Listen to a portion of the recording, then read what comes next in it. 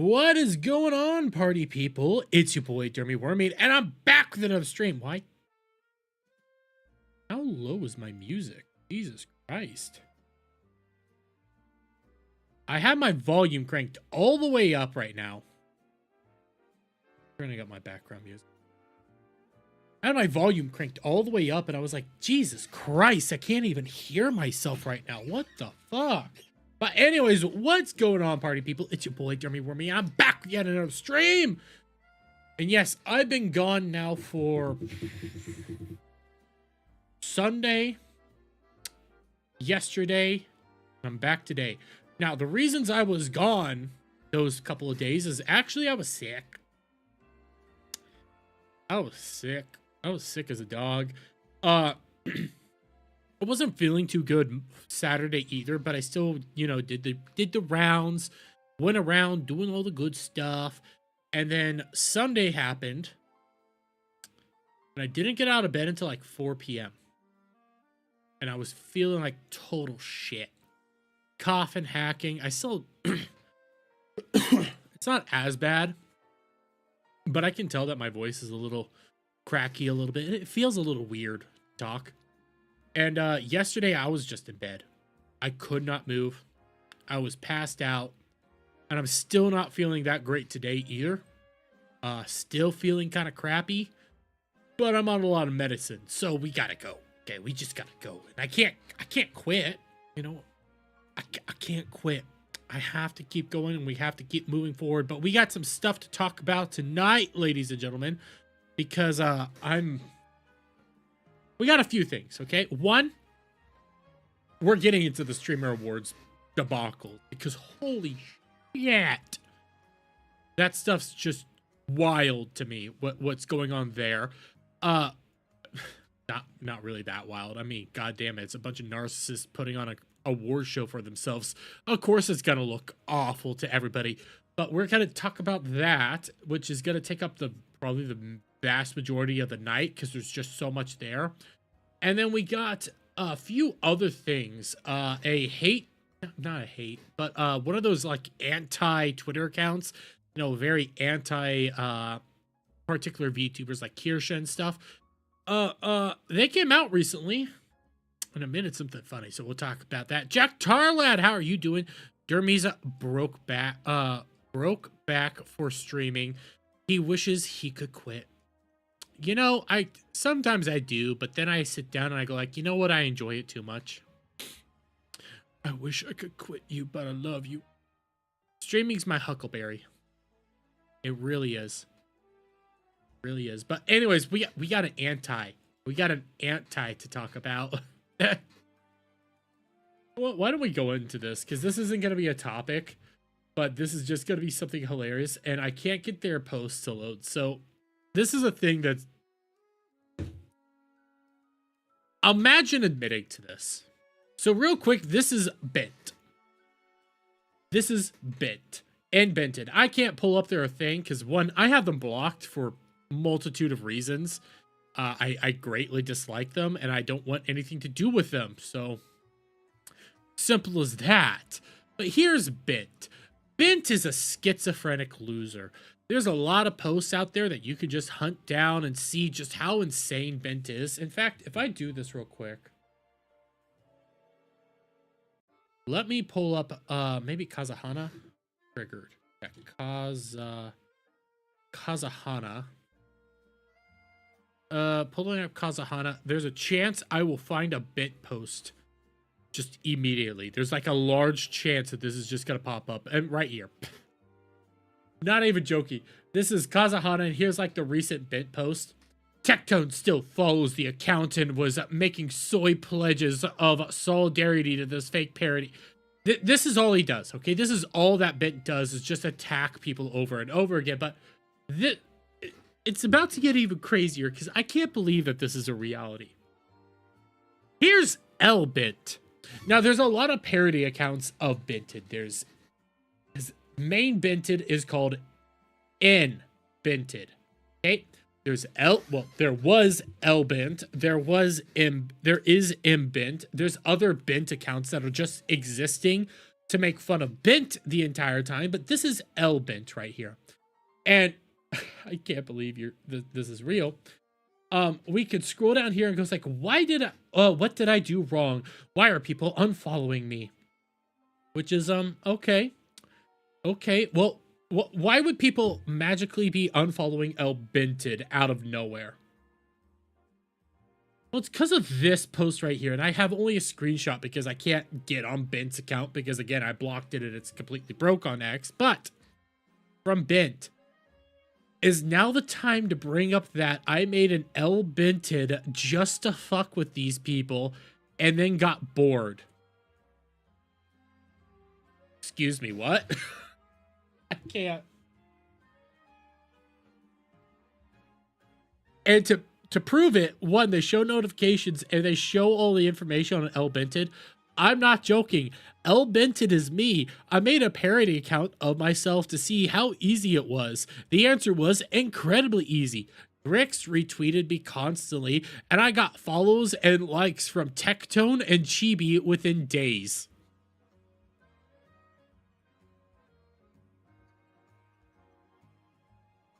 So let me get this straight. You made a parody account of yourself to go after yourself, make fun of yourself, call how stupid you are, got a bunch of followers from that, got very successful from that. And the truth is, it was all a joke. What's the joke? Legitimately, what's the joke? What was supposed to be the whole gotcha right here?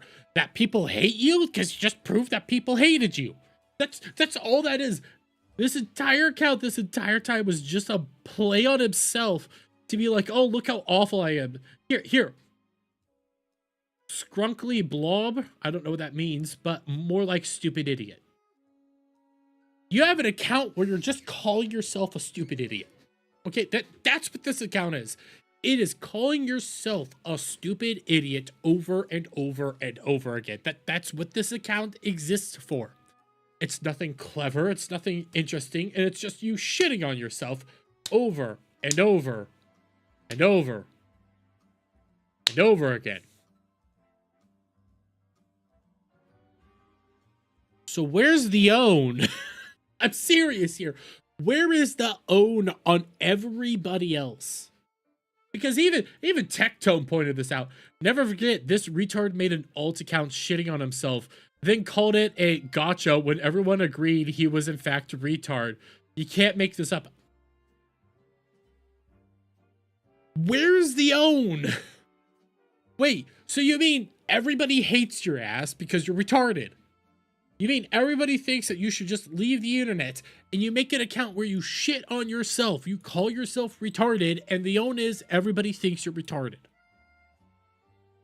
Even your alt account called you retarded. Wow, that's... God. Like, I've seen some stupid shit in my life, okay? I'm friends with Beardo. I've seen some pretty stupid shit. Don't get me wrong. I love you, Beardo, to death, but come on. We've seen some stupid shit. And you said some stupid shit. But this is stupid. Like this is really retarded here. Like, what are you proving? Like, even with this post right here, Tectone still follows the account and was making soy pledges of solidarity to this fake parody account of mine within hours. This is 32-year-old man with 1 million subs, and their chibi reviews right there. Soy pledges? What? Wow. Wow, you proved that everybody hates your ass and likes dunk on you. Congratulations. Such a shocker. Such a shocker. That is like... On the grand scheme of retardation and playing yourself, bro, come the fuck on.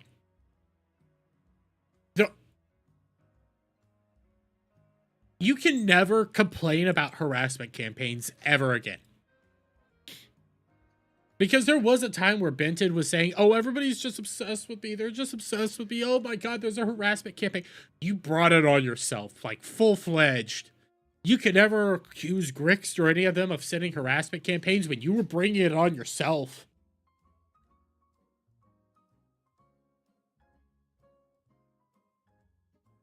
Like, there's a lot of things I could compare this to. A lot of things. It's not so TOS to bring it on, but it would be like, Rabbi Shmuley, for example. Okay? And I'm going to take this to the Israel stuff, even though I hate the Israel stuff, but I think it's the perfect example. You guys know who Rabbi Shmuley is? He's... God damn it. He's the everything is anti-Semitic guy. Legitimately, everything is anti-Semitic to him. Everything is anti-Semitism to him. If you breathe wrong, it's anti-Semitic. I'm a born believer right now that Rabbi Shmuley is the largest proponent of anti-Semitism. I'll just flat out say it, because I wasn't anti-Semitic. I'm not anti-Semitic or anything like that. But the moment Rabbi Shmuley comes on anything, it's like, Jesus Christ, you are Israel's worst fucking proponent. And God damn it, I will root for any side that you're not on. And that's kind of how it felt here. It's like, wow, you wanted people to hate you so much that you pushed your own alt account to make people hate you. Gold star for retardation right there. God damn it. The other thing I have to talk about, because this is wild, man. This is wild. So I'm going to start us up here. This is from Camelot here. And he says, hey, at Team YouTube, why is YouTube suddenly charging me $100 a day? I've never seen negative earnings, and they're hitting every day now. And here's his obvious earning account stuff. Oh, excuse me. And that's negative $96. Negative $96. Negative $96. What the fuck? Okay. This is happening right now on his account. It is so fucking insane. Then you keep reading on. They've charged me nearly $1K in the last 2 weeks. I have no idea what's going on. Please share this. I'm not Charlie or something. If this goes unfixed, I'm done. More data shows off more. And I bring us back over here, and what it sounds like is chargebacks. It sounds like chargebacks are greatly hitting his account right now, which is fucking insane and doesn't make any logical sense, because a chargeback should hit you when the chargeback, is filed. But we could go through all this with Master of TDS real quick just to show off what it is that I'm seeing. I've seen this before, and it's usually chargebacks. Someone sends super chat, then later contests the payment, and YouTube takes it back from the creator. I haven't even had people send hundreds in super chats, and definitely not a day, not a days I didn't stream. Not a days I didn't stream. You said that wrong, Camel, but not on days he didn't stream is what I believe he's meaning to say there. I hear you, but chargebacks don't have to be from recent streams. They can hit weeks later, all at once. That's why YouTube puts the negative amount on whatever day the dispute clears. What?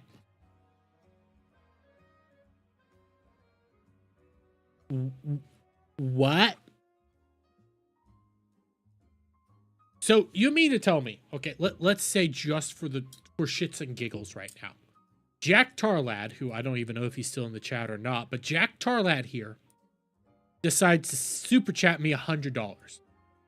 Okay, that's what he decides to do. And then 2 months from now, shut up, Jack. Don't get any ideas in your head. Okay, and then like 2 months from now or whatever, he decides, you know what, I'm gonna charge back that. Just for the sake of argument, it's probably not 2 months from now. It's probably like tomorrow. He's gonna be like, hey, I'm gonna charge back the account, take the $100, and they're just gonna sit on it for maybe a couple months, and then magically, say I'm having a really down month or whatever it is, I don't know. Magically, all of a sudden, they're just going to start taking money out of my account. Because Jack decided to charge back.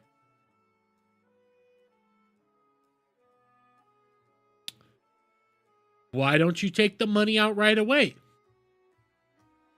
Why am I now being punished for something that somebody else decided to do? I didn't know that the money was going to be gone. In fact, I have no idea that he's going to be doing a chargeback on me. In fact, it could quite literally be out of the blue. Why do you mean I'm losing money now? What do you mean I owe you money? Like, if this, legitimately, if this started hitting me, for example, hundreds of dollars a day, I'd be screwed. I'd be completely screwed. There would be no way for me to pay any of this money back.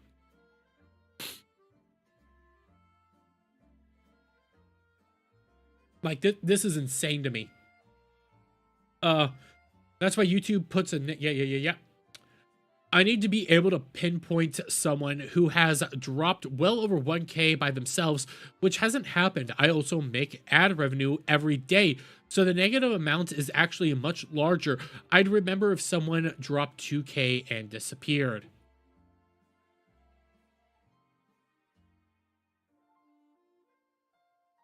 I thought you couldn't cash out your earnings specifically because of the chargeback cooldown period. So you don't get your earnings until like payday.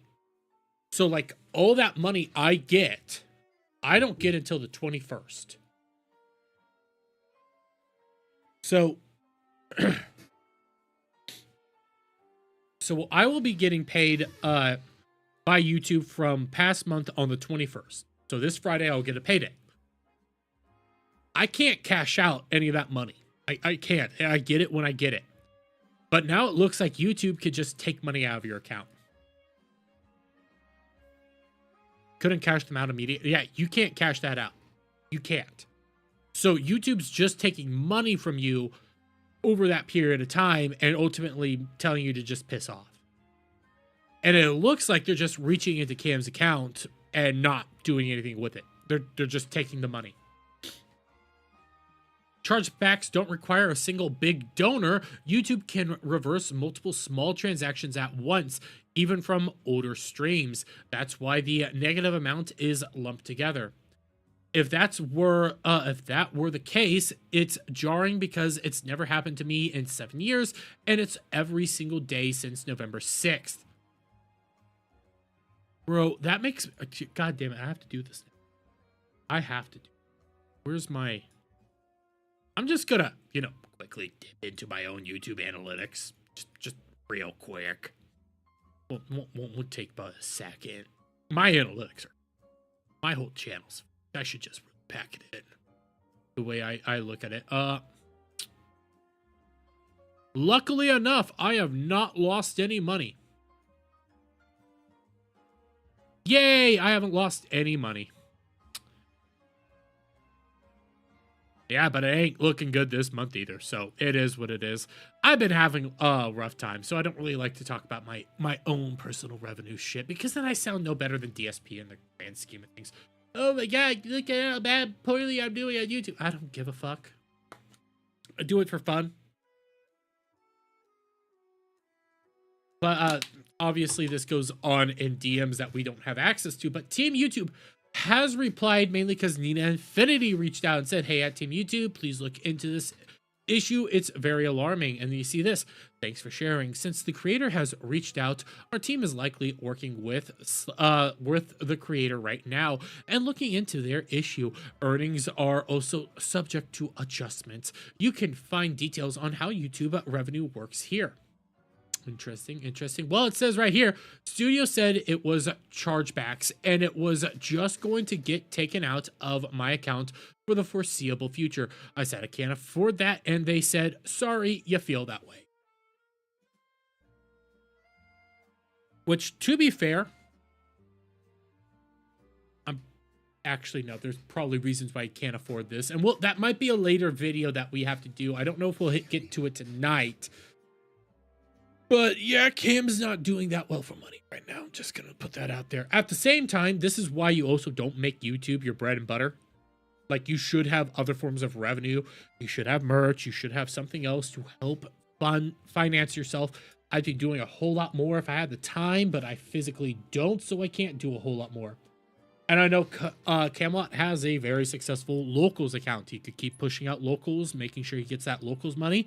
Not doing it. You can do it on Rumble. You can do it all over the place. That's why multi-streaming or doing any of that stuff, don't ever have your eggs in one big basket, so you don't get fucked. Helps out a lot. Now, I know a lot of his income and revenue does come from YouTube. That's his main source outside of everything else. And right now, it's fucking him in the asshole. It just is, okay? It's straight up just fucking him in the asshole. And there is no way out of this right now. Like, this is insane to look at and go like, shit, what the fuck? Like, you're losing money and you have no way to stop it. You have no preventative measures in place to stop this. This is something else taking into account. You have no way to even account for this money being taken out of your account. Two words of ways saying account, but you get what I'm saying. All of this is just happening and you can't stop it.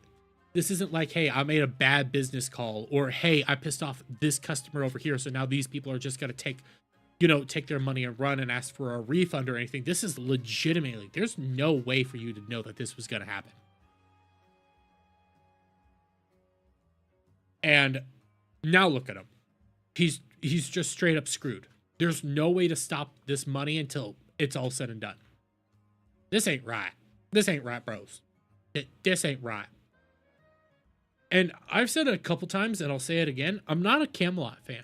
In fact, I'm kind of I'm not going to say I'm a big anti-Camelot, but I'm not a super pro Camelot dude. Not a super pro Camelot dude. I have my serious issues with Camelot. Being in the VTuber sphere that I am right now, and I don't know what the fuck I just pressed right there. I have issues with him. I think he's done some things I don't like. When I have to defend Camelot, you know it's fucked up. Because I don't like defending Camelot. I'm not his fan. I don't like the things that he's done. And there might be another thing that if we get to tonight, I'll have to defend him again because it makes logically no sense. Absolutely zero sense. But give me a second. Let me check this right over here real quick.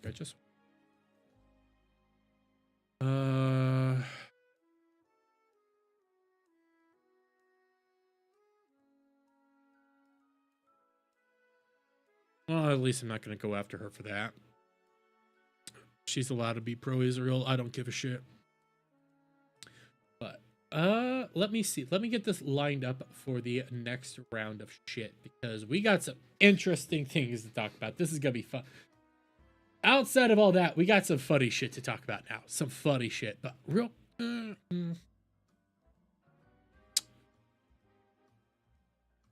shit. You know, that tweet's actually doing a whole lot better than I thought it would. Damn. Real quick, I'm gonna go run to the restroom. I'll be right back. It's just a quick piss. But in the meantime, I'm gonna put you guys on piss break, and I'll be right back.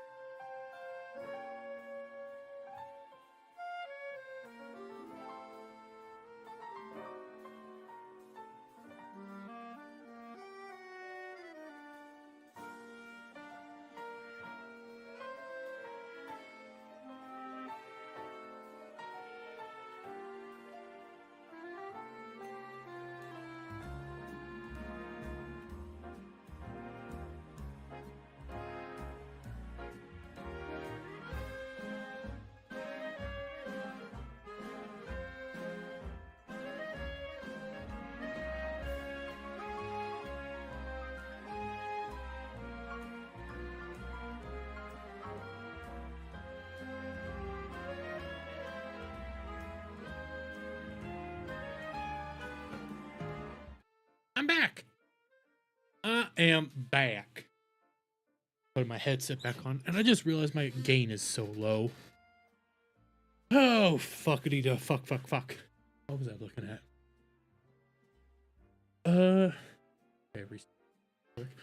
Real quick, before we get into the fun topics of the night, because god damn it, these are probably gonna get no views, but god damn, the Streamer Awards are total just drama disaster, and I love it. But before I go too far, because I was sick the past 2 days, I gotta watch the hey Zack Attack, how you doing? I'm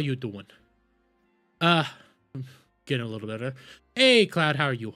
But anyways, because I've been sick the past couple of days, I gotta see the new Frankenstein movie. Yeah, I gotta lay down and watch the new Frankenstein movie. I don't hate it. I will be very clear here. I don't hate the new Frankenstein movie. It's a movie, though. There are some interesting elements that they do with it. I do think, fuck. Why am I blanking on the main character's name? It was not Finn. Oscar Isaac. I think Oscar Isaac did a phenomenal performance. The guy who does the monster, phenomenal performance again. My biggest complaint about it, god damn, it really feels like another Shape of Water kind of movie, which I've never seen, but I've only heard of what it's about. And if I look this up, Shape of Water was also done by Guillermo del Toro, right? Shape of Water. Yep, Guillermo del Toro. Is it just me, or has Guillermo del Toro got into the whole, like, I'm just gonna use this as an example, that whole Minotaur fucking business? You know, that book that people were talking about a couple months ago, or even like a week or so ago, because it just came back. It feels like that's what he mainly does now, is monster fucking. You think he has a fetish? You know what? You might be right. Because Shape of Water was just weird. When I was here, like when I was seeing the trailers, it was like, you know what? I kind of want to see this because it looks like a prequel to Abe, or fuck, what was it? Hellboy. But apparently it wasn't a prequel. But I was like, but that's Abe. But it's not Abe. But it's Abe. But it's not Abe. And then it ended up being, no, this woman just wants to fuck this monster. And it's like, what the fuck? And then I was like, well, that's just a flash of the pan. You know what? He wanted to do a love story. And then he kind of went away. And I lagged up there. God damn. I can't update my OBS. But then he kind of went away for a little while. And then he comes back. And I shit you not. He comes back. He did the Pinocchio movie, which that Pinocchio movie I've not been able to finish. There's some good themes in it and some good, interesting, like, plot points that they do within the Pinocchio movie, but I'm just so, like, ugh. And then I watch this and I go like,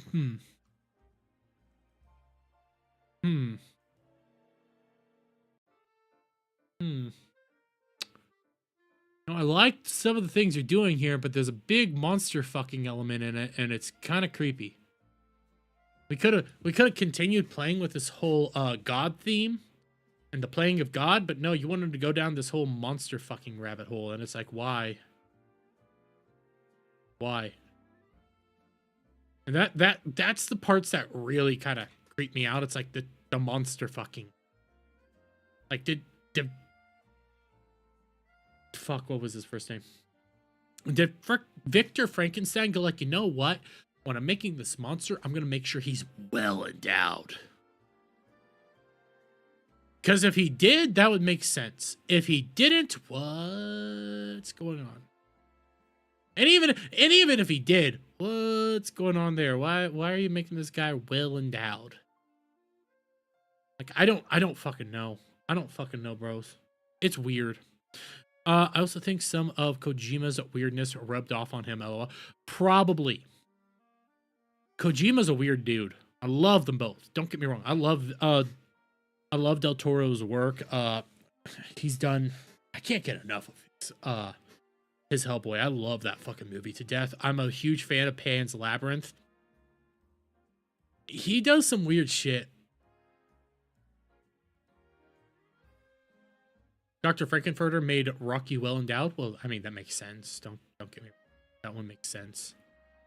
But in this one, it's like out of the blue, like this girl that his brother's fiance that he wanted to fuck, all of a sudden has a weird, it gets wet for the monster. Just loves the monster instantly. And it's like, why? It's a monster. And he's like, well, you're abusing the monster. He's got to kill the monster. It's like, he made it. He gets to. What is this?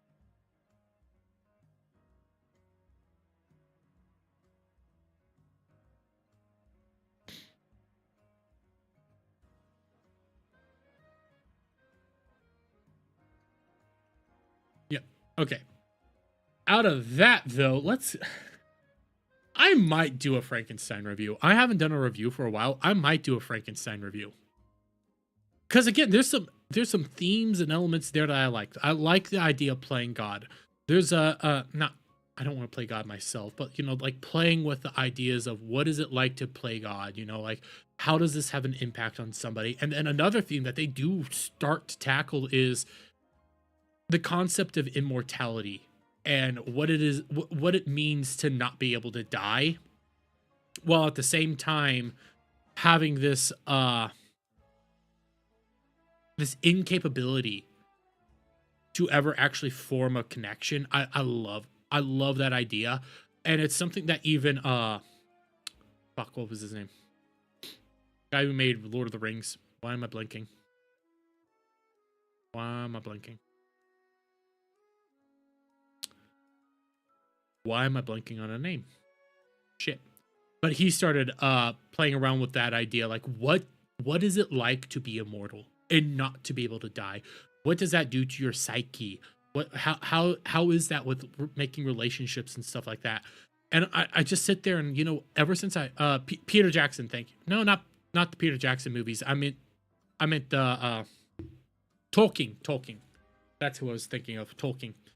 And towards the end of his life, he was contemplating, you know, immortality and how does that affect? And they started tackling that in Frankenstein just a little bit. And it was like, you know, how would an immortal creature deal with like companionship? Deal with wanting, like, knowing that it doesn't matter if you make friends with somebody, that person will die and you will never get that gift. What does that do to your psyche? And they started tackling that in Frankenstein, but they didn't, I don't feel like they went far enough. They just started doing the whole companion, and then they go into procreation and monsters banking monsters and blah, blah, blah. It's like, but there's something there that you could tackle that I kind of think is an interesting theme and an interesting idea of what is it like to actually be immortal? To have this ever-going ability to not die, to always be youthful and stuff like that. But all the companions you ever make, you have to watch them wither away and die. And what does that actually do to you? What does that actually do to both your psyche, your emotional status? Do you become a cold, black-hearted individual? Or does it fuck with your mind a little bit that you always have to watch your loved ones die? Like that's stuff I would like to actually tackle. You don't even have to be immortal. There are people who have lived into their hundreds that have outlived all their family and friends. Well, I get that, but and I've known people that have actually achieved that feat, more or less. I've had great grandparents live till their hundreds. Doesn't happen very often anymore, but that's besides the point. It is one of those things though, like have that happen for centuries. What does that do to you?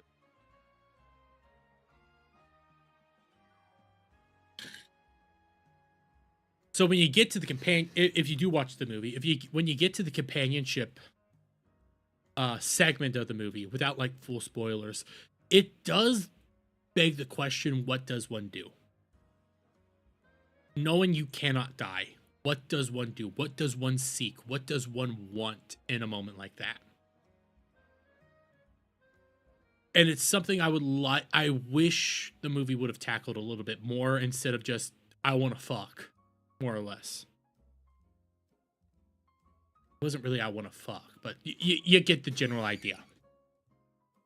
Why don't we get into something a little bit more fun instead of philosophical? Let's hit this because everybody's super excited for these awards, okay? It's award season, and everybody around the world is super excited for these awards. The Game Awards, nobody gives a crap. The real Game Awards, again, nobody gives a crap. Hell, even if there's a VTuber Awards this year, which I don't even know, nobody really gives a crap about those. Everybody cares about one award show. Emmys, again, bleh. All that. All those other award shows pale in comparison to the one award show everybody and their mother truly cares about. The Streamer Awards. I can't even say that with a straight face. The Streamer Awards are back, ladies and gentlemen. That's right. We have QT Cinderella and Ludwig's big event. Already talked about that, Cloud, and we'll get into, I might bring that up later. But we have their massive event right here that they've put on since 2020, was it? Sometime around there. But yes, this massive Streamer Awards are back. And we have like all the like categories going throughout here. And let's be fair, okay? I've said it once and I'm going to say it 1,000 times. The Streamer Awards are nothing more than a massive circle jerk for QT Cinderella and all of her friends. That's all it ever has been. And that's all it ever will be, is a massive circle jerk, okay? Not even going to make up words here. And you can come through some of these areas. Streamer of the Year nominees. Extra Emily, who I guess she's a part of OTK. I guess. I don't really know who she is. I know who iShowSpeed is, obviously. Jason the Ween. Don't know who that is. Kai Cenat, I know who he is. And Plake Boy Max. Yeah, I know of Extra Emily. I know who iShowSpeed is. I know who Kai is. I don't know who these two are. I have no idea who these two are. But, okay, what else do we have? Oh, we have Best Just Chatting nominees of the Year Streamer Awards. Let's see. We have Jason the Ween. Okay. Joe, I'm not even going to try to say that name. Kai Cenat again. Hey, shout out Kai Cenat. Lydia Violet. Don't know who that is. And XQC. XQC. You know what? I can at least understand that one, even though XQC's on Kick and a lot of these other people are on Twitch. What do we have over here? Oh, the Sapphire Award nominees. The what? But we have Senna, Emiru. We all know who Emiru is. Shout out Emiru. Extra Emily again. Vanilla Myths, who I know of this person, but that's about it. And then Wendy whatever. And I only know of this person really because of the whole drama that QT Cinderella was just in for saying she didn't want to, cut ties with her mom or her dad. And then we have, some other ones. I'll admit there's some of these that I am curious about where people are going to go. You got announcing your nominees for the Streamer Game of the Year. Like, this is something I'm a little bit more curious about. Okay, what would people think was the Streaming Game of the Year? Personally, I think it's between Peak or Repo, but I could be wrong. Could be Expedition 33 for the Streamer Awards. It could get it. I know there's a large audience for Marvel Rivals, but really don't care. And Schedule 1, hey, you know what? People liked it. I think it's going to be one of these two because I think these had the biggest, engagement when it came to streaming and had some of the most fun. But who knows? We can come over here announcing your nominees for Best Brand Partner. And I think we could all figure out why I'm super curious about this one. I think we all could figure out why I'm super curious about who's going to win this one. You know, probably not a secret as to why I am curious about this one. Just going to lay that one out there. Hey, what about this? Announcing your nominees for Best Stream Duo. Again, probably not a secret why I'm curious. Probably not a serious secret why I'm curious about who will win this one. And truthfully, if they don't win, something fucking weird happened. Hey, what about this one? Oh yeah, announcing your nominees for Best Content Organization. Again. Probably not that big of a surprise. I'm curious who's gonna win this one. I mean, come on. Come on. Are we really shocked here? And then as we keep going on, like, I already know who I want to win over here. I'll admit it. Best VTuber of the year. Yeah, I want Mori Calliope to win. I want Mori to win because I'm a huge Hololive fan. I like Mori Calliope's work. I love Iron Mouse. Chibidoki's pure chaos. I don't know who Kenji is. And then I don't even know who this guy is. I've heard he's funny, but people have, like, he himself doesn't call himself a VTuber, but his audience does. And that's why he got nominated, which kind of ticks me off because I think Mori deserves to win this legitimately. But hey, I've at least given some categories. I'm curious about who's going to win, okay? In reality, that's like just a handful of categories. There's so many other categories out there that I just don't give a crap. Like, legitimately, I don't care who's Streamer of the Year. I don't care, honestly, who wins just chatting or anything like this. I don't care about any of these other areas. I just pointed out the ones that I'm at least curious of and the only area that I'm actually rooting for, okay? Outside of that, don't give a crap. Don't. When the streamer awards happen, I'm not going to stream them. I'm going to ignore them. I know I have the ability to co-stream them. I couldn't give a shit. I literally couldn't.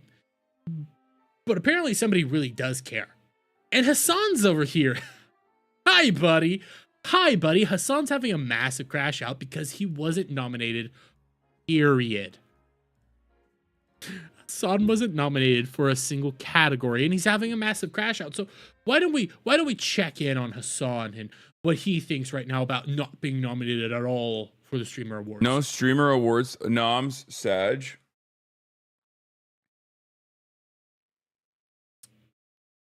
I mean, yeah, we weren't gonna win anything. Let's be real. Why? I mean, come on, man. You would definitely win something. Come on, man. What? You're sad, but come on. You were gonna win something. 12K. How was the podcast? It was amazing. It's probably the best podcast we've ever. Probably one of the better podcast episodes we've done. No nomination. Who cares? Lol. Yeah, I know. You only act like it's not a big deal now because you weren't nominated. But let's be real here. That's the only reason he's acting this way is he wasn't nominated. It's funny because it's like, this has been a relatively tumultuous year, but it's also been probably the most effective in my career. It's been the most effective in your career. Yeah, shocking your dog. That's super effective. We could go down the, hey, you're now admitting that you're a plant for the CCP. Let's go through all the other craziness that you've done, you know, being proven as a terrorist, stuff like that. You know, yeah, super successful year, guys. If you just wake up, yeah.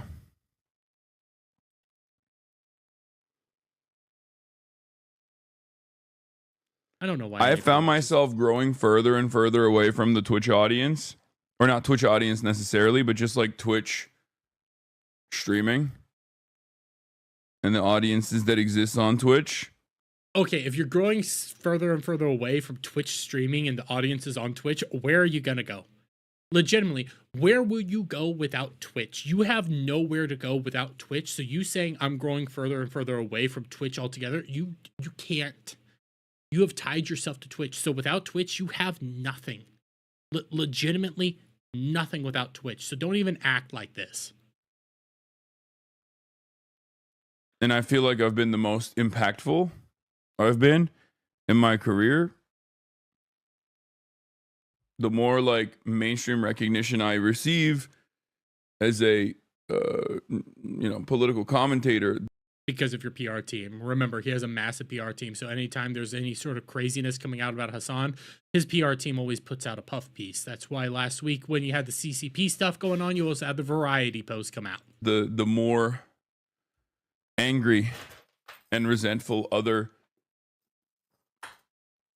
political commentary adjacent people get, and the more they fucking do smear campaigns, and the more separated and connected I feel from the Twitch community. No one got nominated who does political content, so it is what it is. Yeah, except XQC. Ah, there it is. There it is. And trust me, guys, it's not just a little bit. He's angry about all this. He's acting like he doesn't care, but he's angry. He's real angry. Who literally live streamed with the president, with the current president. But I guess. Wait, XQC live stream with the president? I don't remember that. I remember Aiden Ross did, but I don't remember XQC live streaming with Trump. But if he did, he did. Somebody could fact check me on that one. He's not considered a political streamer because he's XQC. And Aiden Ross on Kick. But I don't think AT&T has an issue with XQC. Oh, XQC actually did meet up with Donald Trump. Oh, I didn't know that. Huh. I didn't know that. XQC did meet up with Donald Trump here and Aiden Ross. Huh. Okay. See, in the same way that they have an issue with me. You didn't have a whole live stream with Trump like Aiden Ross did? Maybe top influencers in the Rep Beyond Vote, and Aiden Ross has so many streams with Nick Fuentes, who's an actual Nazi and anti-America. Yeah, I mean, XQC. XQC literally streamed with Donald Trump. And I don't think AT&T has any problems with XQC. AT&T literally blacklisted me. AT&T likes XQC. I wonder why AT&T might have blacklisted you, Hassan, because this isn't the first time we've actually had these claims going around that AT&T got blacklisted Hassan. You even had Ludwig say yes, AT&T has blacklisted Hassan. I wonder why that could possibly be. It could be the amount of times you've called for other people's death that you just oppose politically. Could it be any of the times that you have gone out there and supported terrorist organizations? Could have been any of that stuff. Probably not. Doubtful that happened. Maybe just maybe might have had something to do with you doxing people. No, couldn't possibly happen. None of that could have been the reasoning as to why. Oh, but we also had this. QT Cinderella says the Streamer Awards have limited ads because of Hassan Piker's anti-Semitism being reported in the press. This is from last year. I'm also excited to announce that this stream is being brought to you with limited ads, thanks to all the articles written about Hassan, who's not even in his fucking seat. Where is he? Oh, he's talking to Speed. Oh, I remember that. I also remember this. I wish I could find. I had it at the ready. Yeah, there was. Hassan was talking to iShow Speed, trying to get in good with iShow Speed, and iShow Speed just didn't give him care. He was just like smiling, like yeah, didn't even care. Hassan just wanted to get in for the money. But yeah, you have QT Cinderella saying, hey, they're limited ads because of Hassan. We're struggling right now because of Hassan. And because of our connections with Hassan. So maybe that's why. But also this whole XQC being nominated over him, XQC being more important over him. Well, we have this, again, he really doesn't care. He really doesn't care that XQC is here. But Hassan continues to ponder how XQC got the Just Chatting nom over him. Really doesn't care, guys. Listen. He really doesn't care. Actually, this was the first year I skipped voting. Sharing the losses, huh? I mean, let's be real. You didn't promote it enough. It was mentioned once when you had. If you win Gamer of the Year, that's gonna fucking shock me. You've barely played any games. You don't even deserve this. It's gonna be Burt Peanut. He's gonna win Gamer of the Year. You're not gonna win at all, but okay. 22K viewers on the end of a 9-hour broadcast. Yeah. That's still larger than 99.9% of all of the other fucking. Dude, this is what I mean. Like, really? You think XQC was nominated for Just Chatting Streamer of the Year? Can you make that work in your brain? Chatter, who said, "Oh, you didn't have that many viewers when you were promoting it and also voting on it."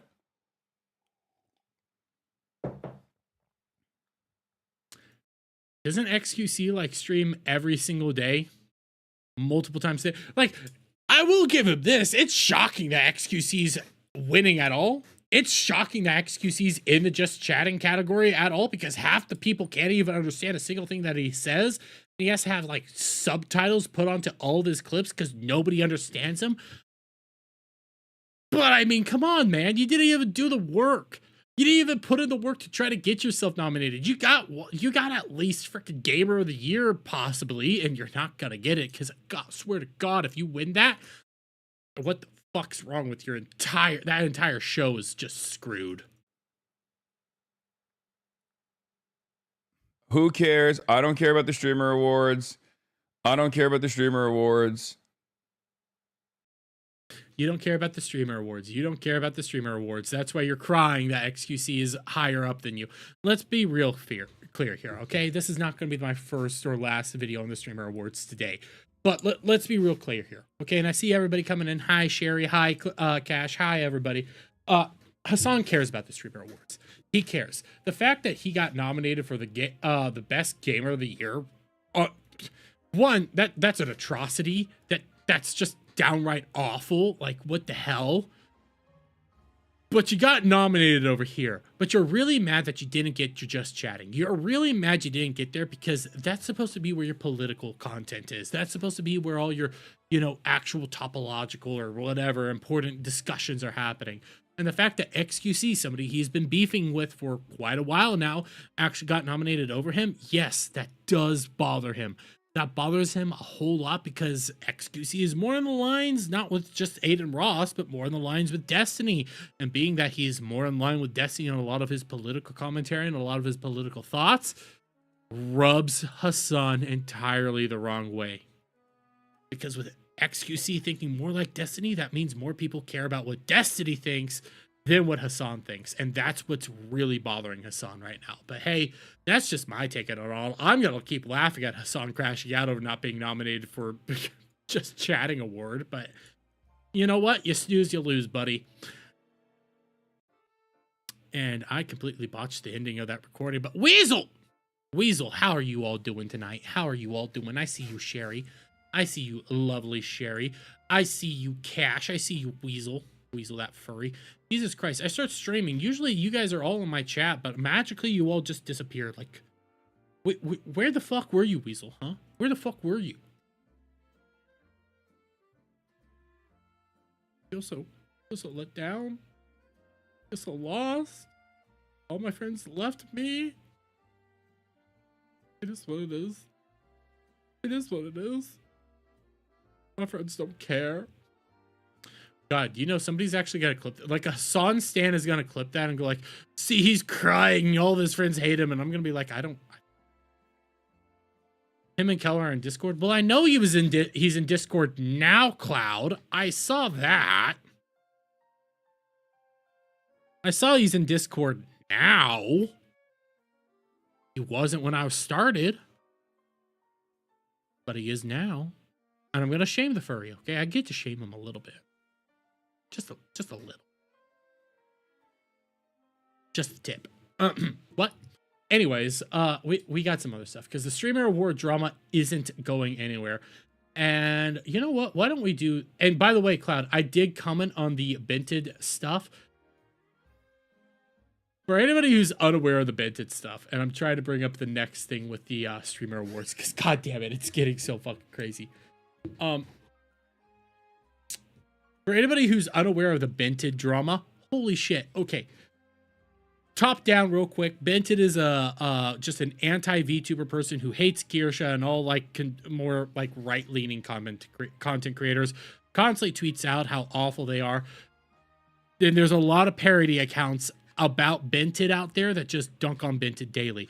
Turns out one of the parody accounts, L Bented, was ran by Bented the entire time, and it got very popular, very prominent because, again, it was dunking on Bented the entire time. Then it comes out that Bent was running its own parody account, and it's like, okay, what's the gotcha? The gotcha is just proving that everybody dislikes you. Wow, that's really smart. That's really smart. Weasel will never escape the allegations. He can escape the allegations very easily. Change his avatar to like a bearded man wearing a weasel hood. There we go. Hey, Jeremy, if you give Kingdom of Hearts another try, you should play Birth by Sleep. Is good game and great story. I've only ever played like a few Kingdom Hearts. No, I didn't really even play the first Kingdom Hearts game. I saw Silver play it. Because again, Silver and I, you know, we grew up together. We're in the same town. He played it, and I was like, yeah, I don't think it's for me. I might play it sometime, but I don't think it's for me. But we're probably not going to get to Digimon tonight. Hopefully tomorrow, but I'm really trying to just pick up the pace on, you know, being gone for 2 days. It does really screw up your entire thing. Like, took forever for people to actually get notifications that I was live. But anyways, we got another topic though on the streamer. Irish Whips, how are you doing, buddy? How are you doing, and you're here just in time for our second topic on the most must-see award show of the year. We must do the biggest, the bestest award show of the year, the award show everybody cares most about, the Streamer Awards. Nobody gives a shit about this stuff. And I already went over in my previous segment, like there's a few areas that I actually kind of care about in the Streamer Awards. A few, but it was pretty obvious why I cared about those areas in the Streamer Awards. Mainly it was like VTuber related. That's about it. Outside of that, I don't give a crap about the VTuber Awards. But the thing with the VTuber Awards, you know, other than Hassan crying his eyes out, the real reason nobody likes the VTuber Awards is because everybody that kind of deserves an award never gets nominated. Last year, Aiden Ross deserved one of the biggest awards for the Streamer Awards, and that was legitimately streaming with President Donald Trump. Like that was a massive achievement. And Aiden Ross didn't even get nominated as far as I can remember. I could be wrong there, but he didn't even get nominated. And like that's incredibly idiotic. So there's always drama around the Streamer Awards. I mean, Hassan this year is crying that he didn't get nominated for Just Chatting and got nominated for Gamer of the Year, which, Jesus Christ, what the hell's wrong with society? But we got QT Cinderella coming out here talking about why people like Asmongold or Tectone or any of the actual like movers and shakers within the not the VTubing world, but in the streaming world didn't get nominated, guys. This is the actual reality as to why they didn't get nominated. And Jesus Christ, what the hell's wrong with this woman? Somebody said, are problematic people blackballed from getting nominated? No, they've just... No? Then why hasn't Asmongold ever been nominated? Why hasn't Tectone been nominated? Why hasn't Aiden Ross been nominated? Why, even if I'm going to take Hassan's argument at face value, why wasn't Hassan nominated for Just Chatting? Like, come on. Like, this is all entirely bullcrap right here. Even in my past segment, I showed that, yes, you have issues with people, you know, bringing up controversial stuff. Just never nominated. Turns out their audience doesn't show up. I think when people have like a crazy audience or whatever, you know, I don't see Jack Doherty's audience voting for him. I just don't. They just don't show up. I don't know. I wish I could. It is always funny. Audiences will complain every year that they weren't nominated, and then yeah, you're right. Logan Paul. Why isn't Logan Paul nominated? Massive streamer. Why aren't the biggest streamers being nominated? That's a legitimate question here. And like not do nominations on stream or not tweet about it or not like ask their audience to vote for them or nothing. They'll give nothing. They give nothing, you know? It's like you do have to log in with a Twitch account and you have to fill it out, which I know some people's viewers don't have. I mean, if we're going to be doing this whole Twitch account stuff and fill it out, if we're going to be playing that game, QT, legitimately, and I'm not here to throw shade at this person real quick, because I actually want them to win. When I pull this up, like, I got some hard news for you right now, QT. If that's your argument, I'm about to show you at least two groups of people that don't really have Twitch accounts. Hololive, best organization, Hololive, Hololive is only starting to stream on Twitch in a couple days of recording this. I'm recording this on the 19th. They're joining Twitch here like tomorrow or Friday.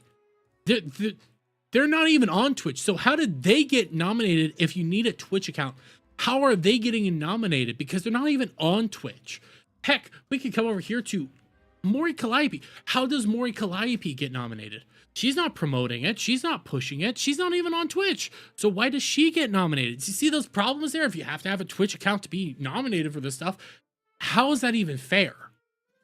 And I'm not here to throw shade at Mori Calliope here. I'm not here to throw shade at Hololive. I'm just pointing out, like, the logic there, your whole thing there, that doesn't add up for those two areas right there. It makes sense for, like, gamer subs, because there's a lot of Twitch streamers that partner up with gamer subs or something like that. But Hololive and Mori, they're not on Twitch. They don't stream regularly to Twitch. They might be a part of a Twitch stream here or there, but they themselves are only joining Twitch here in a couple days. They're predominantly YouTube based. So what the heck's going on with this? Because that whole logic there doesn't make sense when you even take a look at like the VTubers in that whole group. Heck, XQC, as far as I'm aware, XQC predominantly streams on Kick, not Twitch. And I could be wrong. He could multi-stream for all I know, but from what I'm aware of, he's on Kick. So how is he, getting that point and nobody else? Hey, Jeremy, are you going to stream the Game Awards? Probably not. I won't say the quiet part out loud. You want to say the quiet part out loud? What was that? I won't say the quiet part out loud. What's the quiet part? Because even the quiet part there, even the quiet part more, QT doesn't make sense. Again, are you saying that all of Hololive's fans are on Twitch? And I'm not going to lie, there's probably a lot of them that are on Twitch, but how did they get nominated? If it's viewers' choice, how did they get nominated? Obviously, they didn't get nominated because of the viewers. You nominated them yourselves. Mori Calliope wasn't promoting this stuff. Mori Calliope wasn't pushing this stuff. Chibidoki does. Iron Mouse does. I guess Kenji was. I know the Burnt Peanut here was at least talking about it. And from my understanding, again, his audience is the ones that made him the VTuber. He doesn't even call himself a VTuber.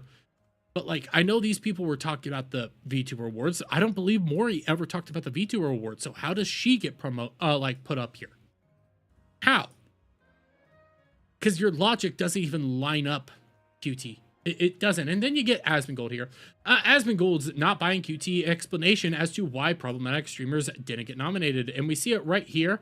The problematic streamers weren't nominated because it would put sponsors' opportunities at risk. This is obvious. I don't know why we're pretending that it's not. And let's be fair here. I played it before. Played it in the last segment. Play it again. That's literally what happened. Like, QT came out and just said it. If I could find it, I had it just over here real quick. Let me. Oh, right here. Like, QT came out last year and said what the air quotes quiet part out loud is, and right here. I'm also excited to announce that this stream is being brought to you with limited ads, thanks to all the articles written about Hassan, who's not even in his fucking seat. Where is he? So you lost sponsors last year because of Hassan. And there's no way that that's probably why you don't pick problematic streamers. Because even, like, Asmongold's talked about how he's not, he's blacklisted by AT&T. He's not a pro AT&T person. He doesn't really give a crap, but he's, blacklisted and everything by them. And he's not going to cry about it or anything like that. That's their right. But, like, just come out and say it. Come out and say the quiet part. You don't want the problematic people because they hurt sponsors. Just say it. Because if you say it, at least people understand it. Because they're at least over here like, yeah, makes sense, makes sense. But then you got Ludwig over here, and you got, Ludwig over here defends QT Cinderella after the Streamer Award nomination drama. Oh yes, actually, before we do that, why don't we take a look at more of QT crashing out because it's just so awful. Now, this is in response to like somebody clipping and everything like that, but it's still like just so awful with her crying. My whole team of clippers who had 24 hours to grab the clips did not know what all of Jason's relationships were in the past. Like, I can't, like, I'm sorry. I can't have an expert from every community come and give me the clips because then you guys would know the nominations. Wait, shouldn't we know what the nominations are, though? Shouldn't we know who's being nominated? Oh, but that we can't do that, guys. We can't know who's being nominated for the awards. Like, oh my god, I'm not getting fucking hate threads on fucking Jason's community posts. That's like his Twitter com shitting on me. Like, Jesus Christ. God. I know, I can't crash out, but it's just like, really? Really? Really? Why are you explaining to us rather than talk to Jason? I have talked to Jason! Jason's not the one that's mad! It's you fucking freaks that are mad for him! Jesus Christ.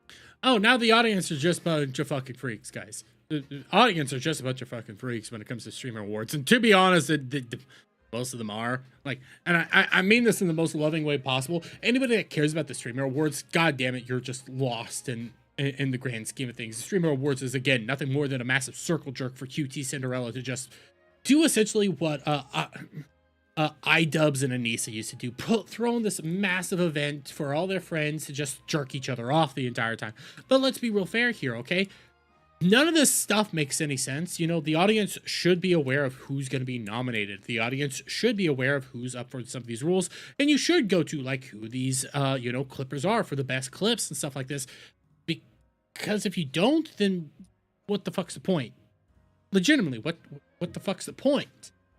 Like, when it comes to Game of the Year, we have a general idea of what more than likely will be nominated for Game of the Year. When it comes to the Oscars, we can kind of figure out what's going to get an Oscar, what's going to get an Emmy. We can kind of figure that stuff out really easily. When it comes to the Streamer Awards, it's all up in the air, and it's like, well, it's viewer's choice, but then if it's viewer's choice and, like, people have to nominate each other, why does that even matter? Like, shouldn't you have people then upload clips for that person and be like, okay, we're going to take this. No, we have 24 hours to find these best. No, this is all just insane. Like, genuinely.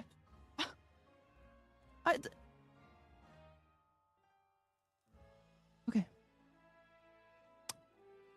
Thank you, Mac. Oh, it's just so frustrating.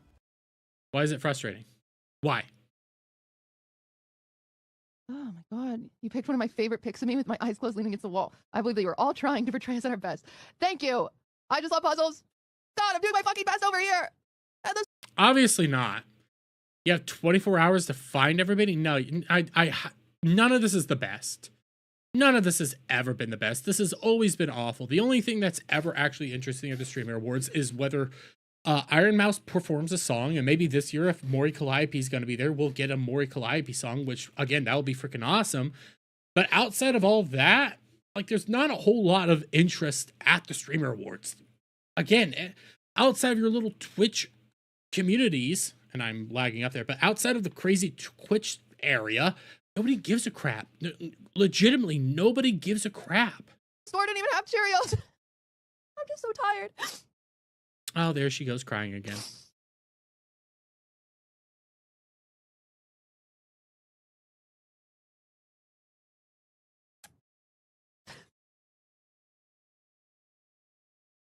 You know, every time, hey, QT, legitimately, this is how many years have you been going on doing this? Like multiple years, and you've had drama every single year with the fucking Streamer Awards. Why don't you just pull the plug? Legitimately, just pull the plug. What's the point of them? Nothing out. Again, I've said it. Outside of maybe a new song from Iron Mouse, because that's actually kind of cool. Outside of maybe Maury Calliope this year performing a song. What benefit does the Streamer Awards give to the world? Oh, it's a good show for all your streaming friends. All it ever does is cause drama. All it's ever done is cause drama. Frogan nominated for Rising Star 2 different years in a row. Maybe not even a row, but like just a separation, but you get it. Twice Frogan was nominated for Rising Star. Make that shit make sense. You have Hassan drama almost every single fucking year. You have other people pointing out drama every single fucking year. And every time it just makes it more and more ridiculous, and people look at it like the Hunger Games, for crying out loud. Like, you all live in District 1, well, dumbasses like me over here are like, yeah, don't even give a crap, but you act like we should give a crap about your stupid awards. Nobody gives a crap. The only reason I'm covering it is because of the drama that's around it. It's really just stupid. Okay. Now we're gonna do our real job, which is play fucking video games for a living.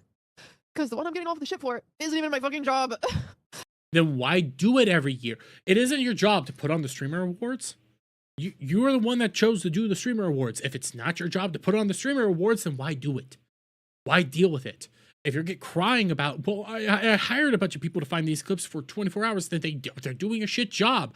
That's still your job to run the streamer awards. That is your show that you put on every single year. Jesus Christ, do your job. Don't act like it's not your job, because it is your job. That's an idiotic thing to say, QT. God. So tired. I just want to play Dispatch so bad, and I haven't had any time because I'm working on this stupid fucking award show. Then give up. Legitimately. I don't care if it's your passion or anything right now. If it caused this much stress, if this whole thing causes this much chaos and drama every single year, fucking stop it. It's not worth it. It's not worth the headaches. It's not worth the pain. It's not worth any of this stuff. Why the hell do you keep doing it? Because all you ever do is feed people like me who thrive off this shit. All you do is feed Nicholas Diorio and everybody to keep showing off that this is nothing more than a bunch of nonsense that these people don't even like to do, but you act like people care about this. In reality, nobody does. When it came to the VTuber Awards, at least people care about the VTuber Awards, even if they get put on this year, which it doesn't look like they will, but people care about the VTuber Awards a lot because that's a passionate area. Those are always fun shows. Those are a nice time, and nobody walks away with like hurt feelings or anything like that. When it comes to this, for crying out loud, this has only ever led to hurt feelings. This has only ever led to people getting upset, angry, and emotional, and tons of fucking drama. And sometimes it's legitimate drama. Again, Aiden Ross should have been nominated for Best Stream of the Year last year for streaming with President Donald Trump, but he didn't even get that. Like, that's a massive event, and you didn't even nominate him for that. And then you go out there and say, well, it's because his audience didn't vote. Why does his audience need to vote for a massive event like that? You should know that event happened and throw it up there because it is massive. That was breaking the barrier for something that nobody's ever broken before, and Aiden Ross achieved that, and you didn't even nominate him then. But all you ever do is cry because of the fucking drama that gets brought up every fucking year. It's ridiculous. I'm so tired of crying. I'm 30, by the way. Oh my god. You're only 30, by the way? God damn. Thanks for the raid. I'm sorry. It's so embarrassing. It's been a long day. And all I wanted was Cheerios.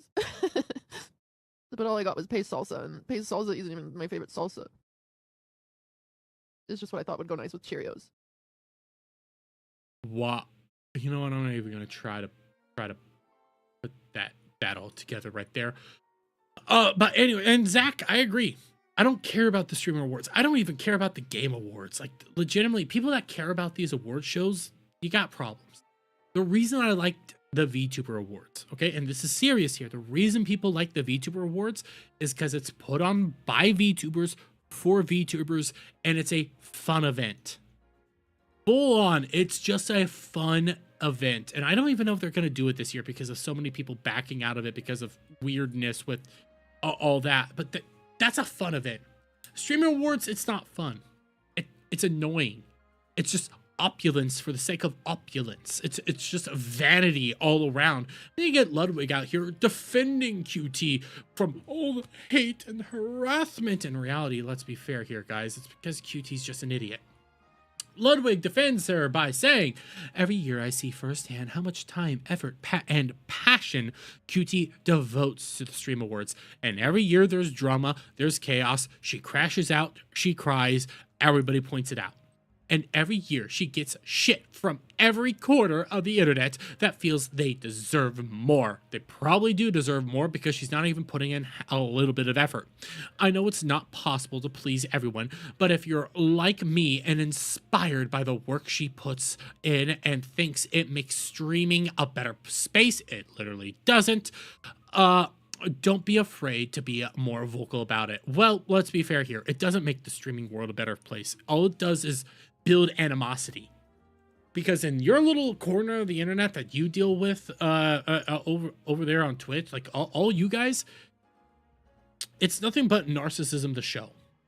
Like full on, it's just narcissistic. Every single time it has been nothing more than narcissism, vanity, and freaks crying because they didn't get what they wanted to get. Hell, you can take a look over at freaking Asmongold for crying out. Not Asmongold, but Hassan right now, crying that he didn't get nominated for Best Just Chatting Award. Crying about it, acting like he doesn't even care about the Streamer Awards, and angry that he didn't get it. This happens every fucking year. But hey, when it comes to all this is all about, you know, the problematic people. You freaking out that the problematic people aren't putting in the work. You getting shit on by the problematic people for not putting in the work. Well, the problematic people are correct because you're not putting in the work. And then you get, you know, Tectone over here pointing out this. Tectone calls out the Streamer Awards after QT's problematic streamer comments and Asmongold's 0 nominations. The fact that Asmongold didn't get nominated for a single award and QT admitting she doesn't invite creators that she deems problematic completely solidifies the fact that the award show is financially compromised and it truly is the LA Friends award show. And it is. Like outside of like a few areas, and I went over what those few areas were, but like the areas that I'm most curious about are like the VTuber nomination, which I have a feeling it's going to either be Chibi or Iron Mouse because Maury's, I have a feeling Maury's not going to get it. I do have a feeling she's not going to get it, but she deserves it. Or over here, because I do want Hololive to win because I like Hololive, but outside of these like very few areas, I couldn't give a shit.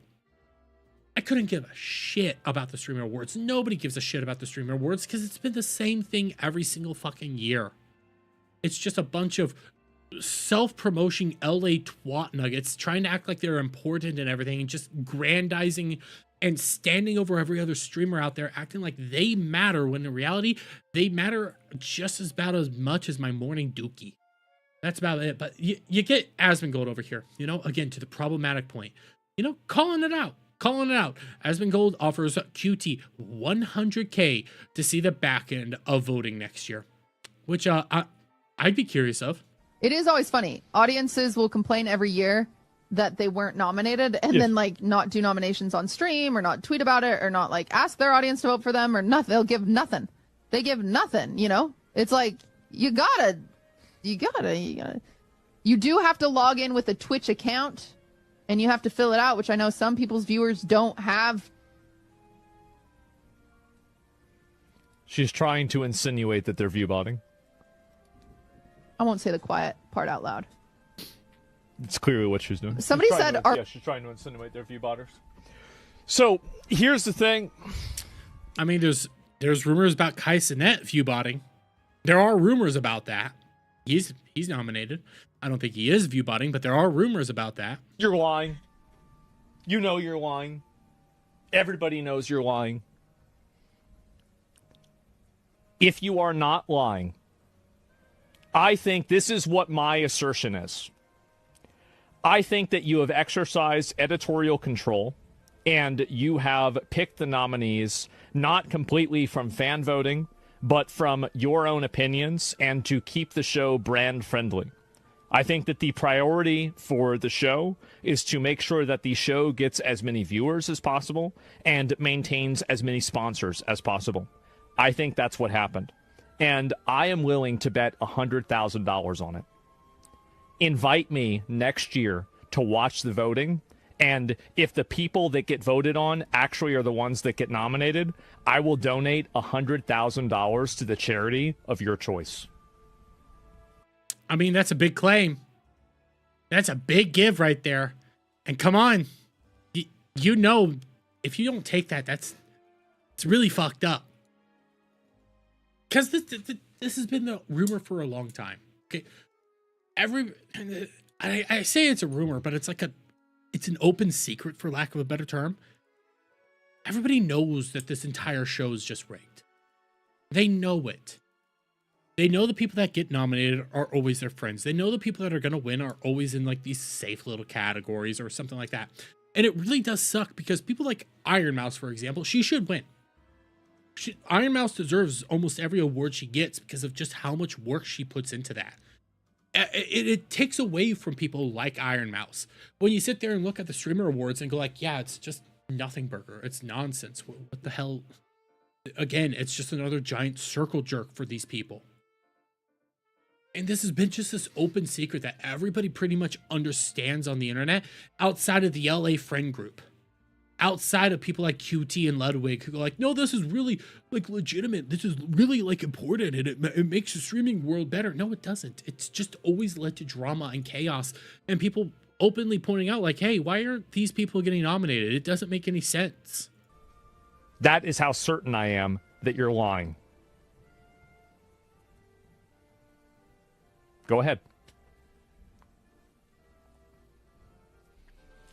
So we'll see what happens.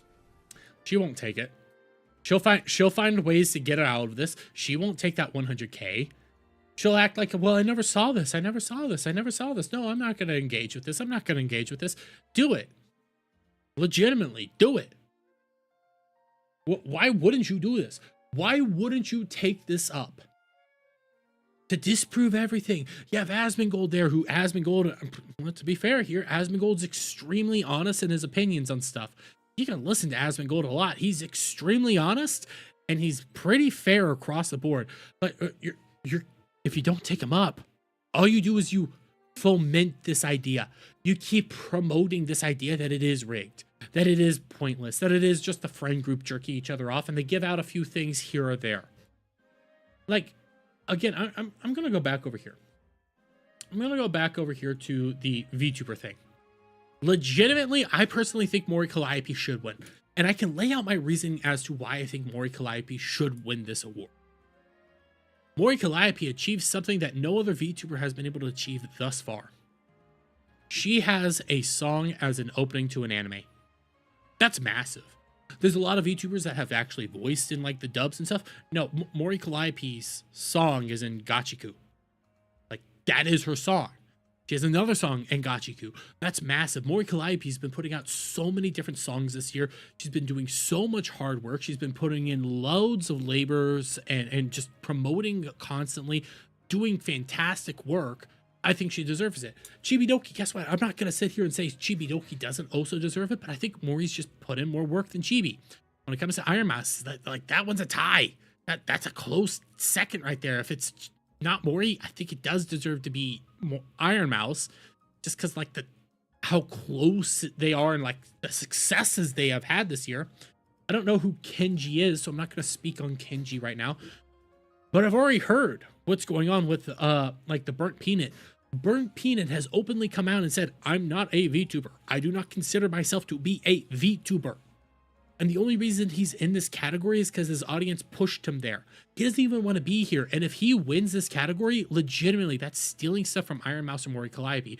If you remove Burnt Peanut, it's probably going to be between Iron Mouse and Mori.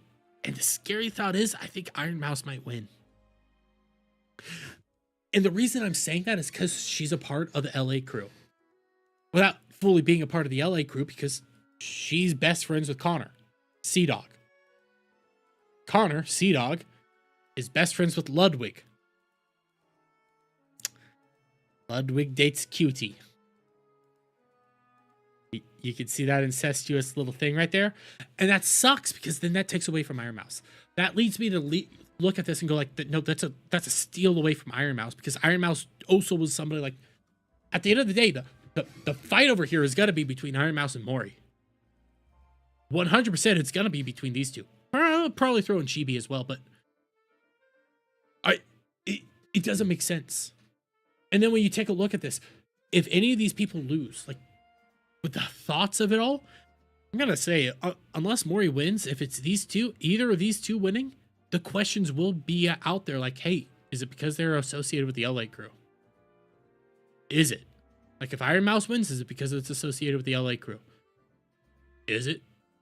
Possibly it is, possibly it isn't. But these questions keep remaining, and you're doing nothing to prevent those questions from rising except by crying and saying, I'm putting in all this hard work. I'm putting in all this hard work. It doesn't make sense. Asmongold should be nominated at least in one category. Tectone, I know you hate him, but he should be nominated in at least one category. These people do deserve to be nominated, and you never nominate them. And it does lead people to wonder, hey, how rigged is this all? Right now, I got to be honest, I think it's all completely, entirely rigged. But hey, that's my take on it all. Every award show is rigged 100%. Like I'm getting to that point. Like outside of the VTuber Awards, okay, and the Real Game Awards, they're not rigged. The Real Game Awards is just kind of cringe. Like I get what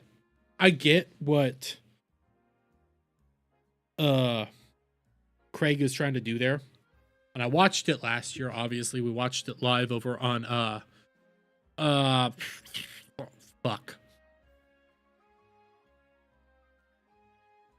Weekend Pregame. We watched it live over there on the real Weekend Pregame. And yeah, it was pretty cringe. Like I know what he was trying to do, but it was pretty cringe. And like the biggest, I have to agree with Static when Microsoft didn't have Halo associated with them when they were like promoting like biggest Microsoft games or biggest Xbox games. They didn't throw Halo up there. And it's like, why? Now, I mean, now you can legitimately not do that. But last year, Halo should have been up there, like hands down. And they put Minecraft there. And it's like, dude, that's a big flub. That's a big flub. Nobody can deny that. And it did get really cringy. But apparently they're doing another, I don't know if the Real Game Awards are going on again this year or not. I need to double check on that. But Xbox is now dead, LOL. Yeah. Side Scrollers is doing the Game Awards again. Well, great. That's awesome. I might watch. Don't know. I might. Really just depends on what I'm doing that day. And again, that's partially because of like my schedule. My schedule's shit. My schedule is shit. And I would like my schedule to get back to normal. There's a chance my schedule will change. There is a chance. I think it's probably like a 25% chance. I'm going to be honest with you.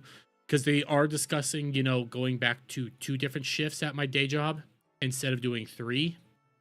And if they do 2 different shifts, I will legitimately be able to do, I like if they go to 2 different shifts, there's a larger chance that I will actually be able to like go back to day shift, which then my show would be at a more reasonable time.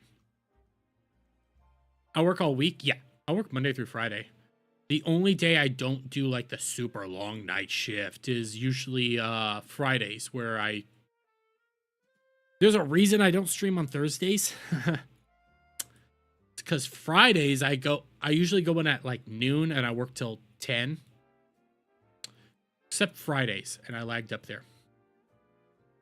Yeah, Fridays I go in at, can't believe I'm about to say this. Fridays I go in at 8 a.m. And I get off about 5. And I do that for Ballbusters. So when you do the math, I'm going home on Thursday at about 11. Or like I get home at Thursday about 10:30 or so. Something like that. I could do a show and then get like 3 hours of sleep because I can't sleep at all on Fridays for some, like Thursday night for some reason because I'm so used to going to bed at like 3. So yeah. Sucks ass. But I do it for Ballbusters. The reason I do it, even if it sucks ass. Now, next week, I will be honest here, okay? Next Thursday. Because next Thursday, the 27th, okay, the 27th, that's Thanksgiving. There probably will be a stream that day. And that's because I like to do streams on like holidays. Okay. Gotta bust some balls? Yeah, always have to bust some balls, Cloud. I haven't even, like, I feel no November right away. Just like I know you did. The stroke of midnight came on November, you know. October 31st, then it became November 1st at midnight. Cloud failed, no, not November. I at least waited till like 9 o'clock that day. I have heard something about that Zach attack. I haven't looked too deep into that. I might bring that up tomorrow if I need something like they're getting rid of like their DEI division. I've heard about it, but I haven't like looked into it. So don't quote me on that right now. Anyways, though, we have another streamer awards thing. We got another. Jesus Christ. So we got one other drama going on in the streamer awards right now. And hey, this is one of those areas where I'm going to be more defending. Okay, this is one of the areas where I'm going to be defending the streamer awards. And we can come over here, you know, streamer awards. But one of the categories that is going on is, you know, obviously the best streaming duo. And I have to be honest here. I'd say the people that have to win this is Sea-Dog and Iron Mouse. Connor and Iron Mouse. Because I don't even know who the rest of these people are, but Connor and Iron Mouse, I think they're just iconic. They are the perfect duo. They are so inspirational, so iconic at this point in time, and they work together like peanut butter and jelly. Like, I don't know of a world where Connor and Iron Mouse aren't best friends. I quite literally don't know that if that world exists. And that's because they work together on things like the Immunodeficiency Foundation. Like, we can even come over here. Remember, just recently, Iron Mouse, like, this is recent. They raised another $4K for the Immunodeficiency Fund. $40K. That's $40,000 for the Immunodeficiency Fund. And earlier, I know this was connected to her mega V Shoujo drama, but this is also huge. Like, through the V Shoujo drama and some of the things that happened there, they, like, Iron Mouse, Connor, and a lot of people there, they were able to raise over $1 million for the Immunodeficiency Foundation. Like, this is huge. They only wanted to get like 10K, maybe 50K. They raised over $1 million. And I know that was a tragic thing. I know that was tied up to the V Shoujo stuff, but Connor and them, like, they worked their ass off because they cared about the Immunodeficiency Foundation, because it has helped Iron Mouse. Like, this is their baby. So seeing them succeed this hard, like, yeah, they deserve it. And I'm going to be honest here. They should get this. I don't know what, like, Lacey, I've heard of Lacey. I'm not a fan of her. Him. I'm not a fan. I don't know about any of these other people. I've heard of Extra Emily. I don't know who these people are, but out of all of them, I don't know of any one of them that has done like the good Sea-Dog and Iron Mouse have done. And you can even take a look, like, Iron Mouse promoting it. It's like, I'm honored to be nominated alongside my best friend.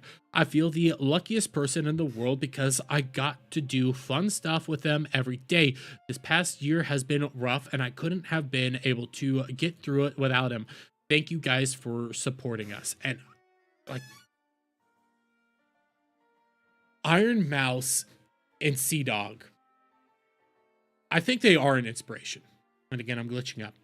I think they are a legitimate inspiration to other content creators and other streamers. I think they do just some of the greatest work out there that should make people go like, hey, we could do better.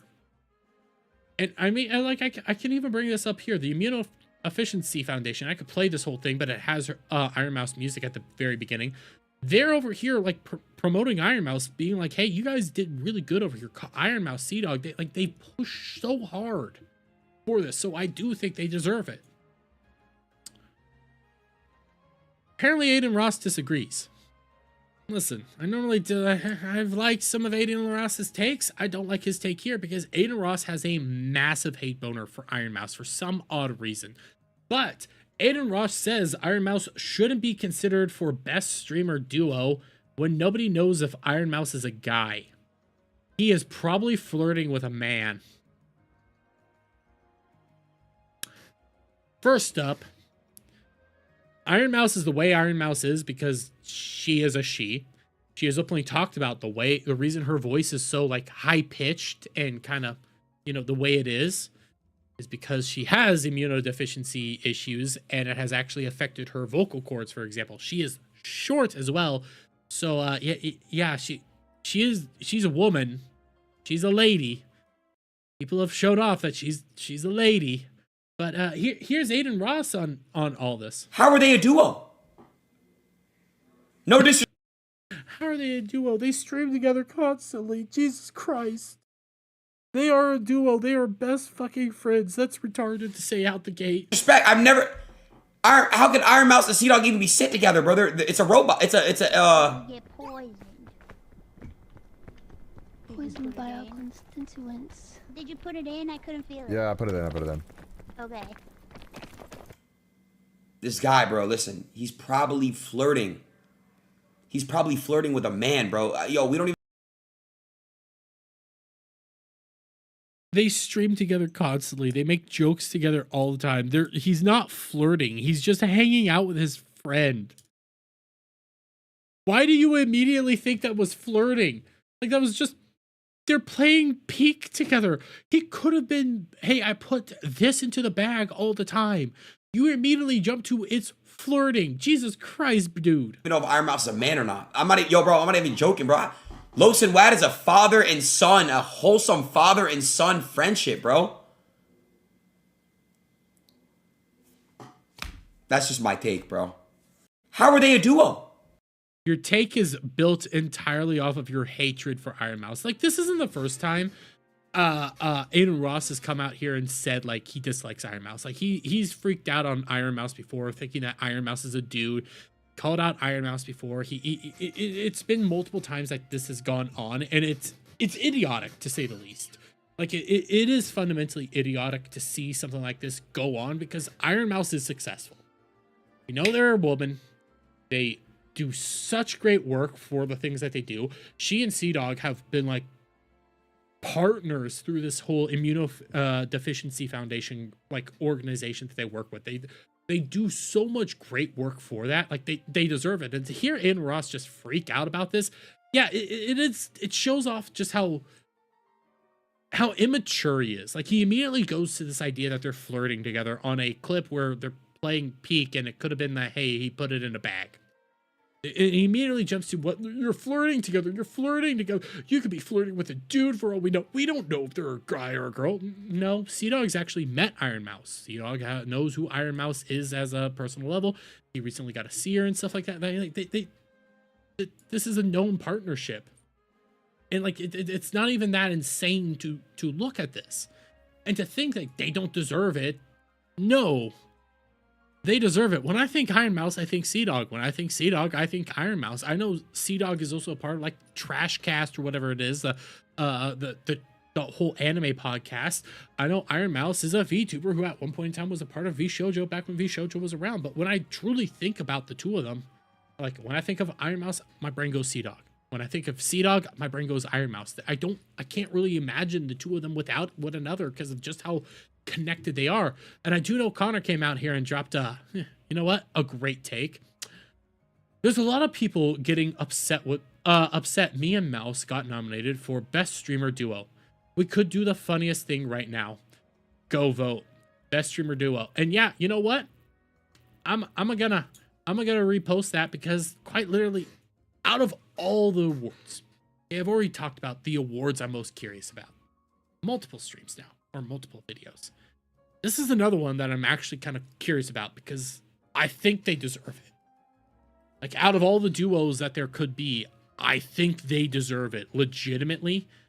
And if they don't get it, I think they're going to get snubbed because I can't think of a better duo, a better partnership, a better team than these two. Even when it comes to Iron Mouse, like receiving her awards at most of these shows, Connor's there with her. Connor helps her around. I can't think of that better duo. And to say that, hey, they don't deserve it because she's a VTuber, I feel like that's just cheap. That's cheap and not fair. So that's my take on it. And Aiden, seriously, dude, get the pull out of your asshole. You don't know. Hell, I don't know. I might be an Iron Mouse. Jesus, fuck you, Weasel. Fuck you. Well, I saw Iron Mouse is trending on this, so give me a second. I wanna see, what is Iron Mouse? Is it the Aiden Ross stuff? No, it's the fact that they got 40K again.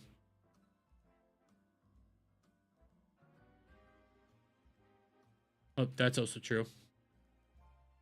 That's also true. Oh god, I can't show this off on stream, but Iron Mouse recently released a partnership with some people, her new personal lingerie, which is starting to become a bigger and bigger VTuber thing.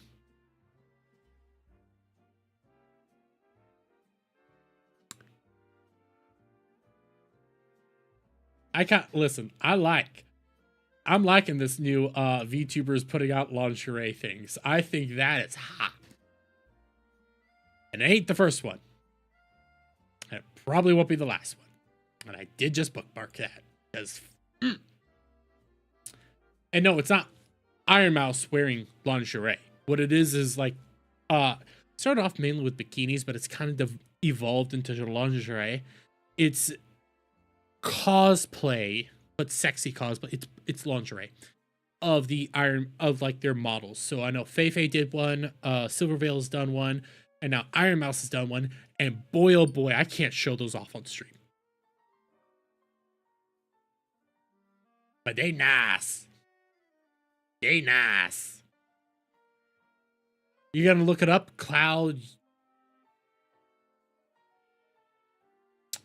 If your favorite Mori clip from this year that made you say haha funny, please share below. Oh, it's Mori Calliope asking for clips. You know what? There have been some good Mori Calliope clips this year. There have been some good Mori Calliope clips this year. I might pull one up. Because I'm kind of running out of topics right now. I have one other topic. Okay, one other topic. And I might save that topic for tomorrow. Because again, I'm still recovering. I can feel my medicine falling down. I can feel it all changing. But when it comes to this topic, I'm gonna tease it. I'm gonna tease this topic. So this is I'm gonna say, yeah, I'm gonna save this topic because it's gonna take a little while, and it is because it's a 16-minute video, and knowing me, it's gonna take a little bit longer. You know what? Fuck it. Let's do it. Let's do it tonight. Let's do this topic tonight, and you'll see this video probably pop up later in the week, but I saw this going around, and you can probably figure out why I saw this going around, because I'm not too fond of a group on the internet. I'm not a huge fan of a particular area of the internet. But I saw this from Student of God, new Camelot documentary. I didn't know he was into pleasuring himself to the anime redo of Healer. Link to the video below, and it's called A NASCAR Driver's Disturbing Path to Self-Destruction. And I'm gonna be real honest with you here. I listened to this video prior to stream. I think it's unfair. And I've said this on a couple occasions now. I'm not a huge Camelot fan. I'm not big on him. I've actually said that to his face on a stream. I'm not his biggest fan for reasons of VTuber related and things of that nature. But when I listened to this video, boy howdy, did I just sit there and think, the fuck? Like legitimately, the fuck? We're canceling a guy for this? And yeah, I can't believe I have to defend him. And when I'm defending somebody that I dislike, you know it's kind of fucked up. You know it's a pretty much bullshit claims here. But here we go with this video. Now I'll be nice to this channel, even though I highly disagree with this person. I'll drop his link here, but like, come the fuck on with this one.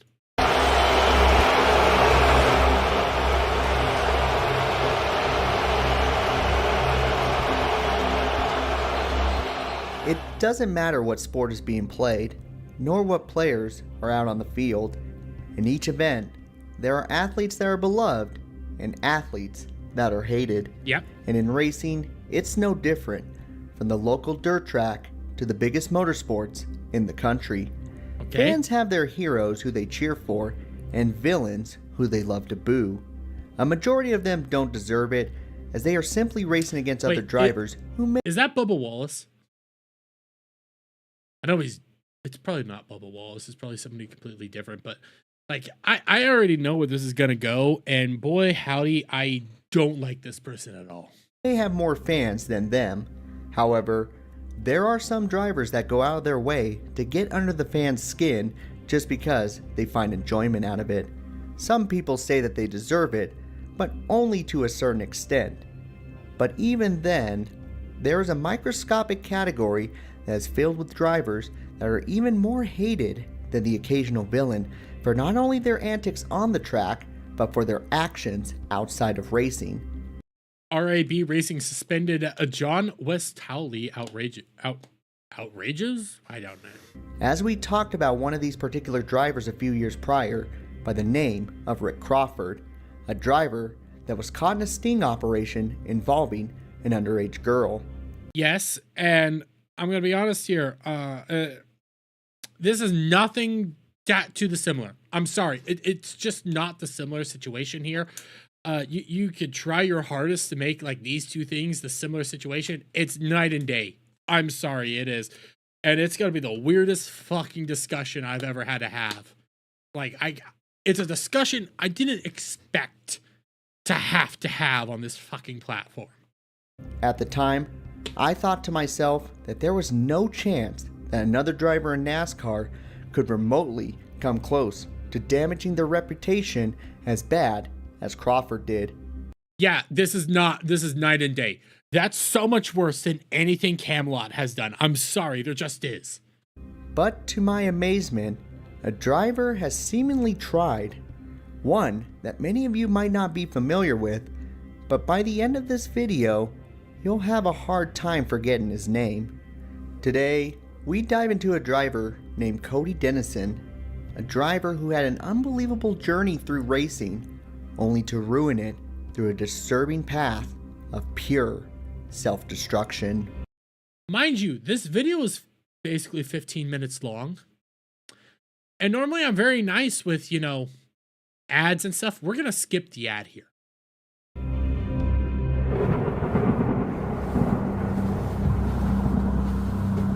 Oh, here we are. And the Liquid Death ad, because I don't like Liquid Death at all. Again, this entire freaking thing, it's a 15-minute long video. And the vast majority of it, truthfully, is a Liquid Death thing. Because we're about to move on, and it's not Liquid Death. Of Liquid Death. Don't be scared. Dennison doesn't start in the world of dirt track racing, go-karts, or any form of racing for that matter. It actually starts from here, on YouTube. Cody Dennison started a YouTube channel in the early 2010s and called the channel Camelot 331, where he first started making videos of himself playing the covers of rock songs between 2013 through 2018. And I never actually knew that he played rock songs on his old YouTube account. Like that actually never was a reality to me. That's actually kind of cool. I didn't know. I knew about this next part.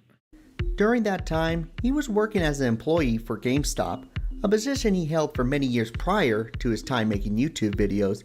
But after a major falling out between himself and the company in 2018, Cody decided to release a video that would change his channel from a small guitar cover channel to a successful commentary channel in a short time. In a video titled "Man Works at GameStop 11 Years Tells All," Cody was able to garner over 1 million views talking about the wrongs and negatives that he saw while working for the gaming retail company. A video that changed Cody's channel to now focus more on the negative world of retail work and customer service jobs. This commentary style of video helped the ex-GameStop employee to leave this world that he was ridiculing and seek out his dream that were now reachable thanks to his new career path on YouTube. I gotta be honest, young Cody looks different. Young Cam, young Cam looks very different than he does now. Like he's not so built and everything. It looks very, very different than he does now. Like, crazy different. And that's me being a compliment here. It's kind of creepy looking at him so young. One of those dreams was being able to purchase his dream car that he wanted since he was 9 years old, although it wasn't a car that most people were expecting.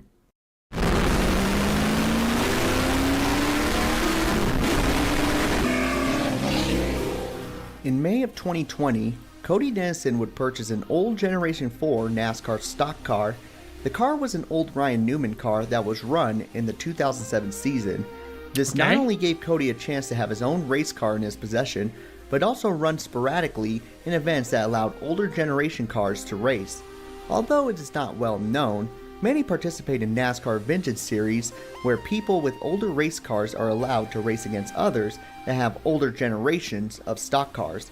It's not a lucrative series by any means, but it does give those some experience of what it's like to race in the higher series. Okay. And again, this is supposed to be explaining the disturbing path of Camelot, okay? We are 3 minutes through, and I see Irwin's over here. Shout out to you, buddy. We are maybe a little, almost halfway through the video. What's the bad stuff Camelot's done? I'm saying this as a guy who's already seen it. What's the bad stuff? Because shouldn't you dive into what the bad stuff is and like explain all this stuff and be a longer video than 15 minutes to explain all this stuff? Like, seriously. Where's the juicy stuff? Where's the meat and potatoes? Because I ain't seeing it, buddy. Cody Dennison would do this sparingly with his Newman machine whenever he had some extra time. As the years went by, Cody continued to work on his channel while having the itch to race whenever he could. That's when a deal of a lifetime came to him at the start of the 2024 season. So we're skipping over 2023. We're skipping over 2022. Oh, 2021, 2022, 2023. We're just jumping straight into 2024. We're not going to do any of the build up to any of the stuff. We're not going to do any of the discussions about any of the stuff. We're just going to jump to 2024. Good. Oh, okay. I've known this. I've actually got to meet Camelot in person a couple times. Like I've actually got to see him in person and shake his hand. Like I know the dude. And I've been on streams with the dude. I'm not a super huge fan to him, and he at least respects me enough because I've told it to his face. And I'm still sitting here like, what? And I'm sorry for hitting my mic. What the fuck? February of 2024. And that's not what the fuck, like, I can't believe Cam did this. It's more like, are you serious? Like, this video doesn't need to exist kind of a thing. Cody Dennison had lined up multiple offers to run in the ARCA Menard series with multiple smaller teams throughout the 2024 season. Some of those teams included Club Racing, Wayne Peterson Racing, and Fast Track Racing. Although the driver failed to qualify for the first two events he entered into, it would be the Talladega race in which many were the most excited for. There's the Cyber Frog car. Christ, I can't believe they even spend money on that thing. As he and multiple partners got together with Fast Track Racing to run the 01 Cyber Frog machine at the 2.66 mile super speedway. Cody was both excited and nervous at the same time, but managed to put on a good showing with the team, finishing 17th out of 34 cars with little to no damage. This allowed the new Alabama driver to continue car, which again, I can't believe they spent money on this thing. With the team throughout the 2024 season, where Cody scored a pair of top 10 finishes in his rookie season and finished 7th in the ARCA standings. A respectable job for running with such a small budgeted team. Once 2025 rolled around, Cody Dennison not only continued running in ARCA series events, but also received an opportunity to run part-time with Rayum Brothers Racing, another small budgeted team, but one that raced in the Craftsman Truck Series. Cody's debut in the Truck Series came at the 5th race of the season. I still can't believe Timcast bought a car. I can't. I get what their whole point was. I still don't. It stuns me that this is a reality, that Timcast had race cars. Like, Jesus Christ. At Martinsville Speedway, he only wound up finishing 30th, but I'm sure for him it was a huge deal, as he was continuing to move up the ladder, living his dream thanks to his success on YouTube, exposing the true horrors of what it's like working in retail. It appeared that everything was on the right track for the newcomer to the sport. But as quickly as he came, he was let go within the following months by Rayoum Brothers Racing, and from what it appeared, many were in support of the decision, both externally and eternally. Yeah, it was a stupid decision, because if we're about to hear what the decision was based on, it's idiotic. I'm sorry, it just is idiotic. Which was strange, to say the least. Why all of a sudden the abrupt change? By all means, everyone should have been looking at this driver in a more positive light, but instead, it was almost the opposite. Shouldn't he have been getting similar love to a star like Cletus McFarlane? Well, I don't know who that is. Unfortunately, no, because during this time, Cody had revealed a side that was almost impossible for fans to root for. As we have mentioned before, Cody Dennison built his success from commentary videos, which means he has made a successful living off of his opinions. Consequently, it has been those opinions that have disturbed many in the NASCAR fan base. It appears that Cody loves to tweet some questionable comments on social media. Okay, what's the questionable Sometimes stuff that are egregiously against women. Some of those tweets include, "I wholeheartedly believe that women will be the driving force to dismantle free speech resulting on modern day slavery, that wars will be fought over all to get back to the same point at 1995 in 1,000 years. Women are cancer." Okay, that's a little bit far, but I mean, we take a look at the modern day isms and stuff like that. Yeah, I'm sorry. Yeah, a lot of it is because of feminism and stuff like that. So yeah, it's a little like it's edgy, it's shocking, but that's kind of the point. Women get furious when they see other women with actual life skills instead of being annoying and useless. Quote, "LOL, Netflix and wine is my interest." I mean, yeah. They get really angry at Gal, who is a competent woman with actual life skills and life capabilities. There's a lot of women out there. I mean, like again, it might be edgy, but excuse me. Facts. Why do women have a seat at any conversation? Because the enforcement arm of society wills it as a gift, men.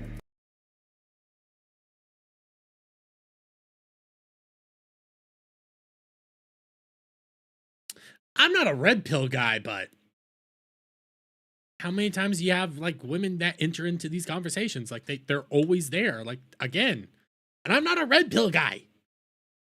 Kind of facts. And I'm not seeing like is it edgy? Yeah. I'm not seeing the aggressive. Oh my God, I can't believe he said this. Oh my God, where's the M word? Where's the N word? Come on, give me the actual like sexism. Like, oh my God, I hate women. Do something like that. Definitely not a pro.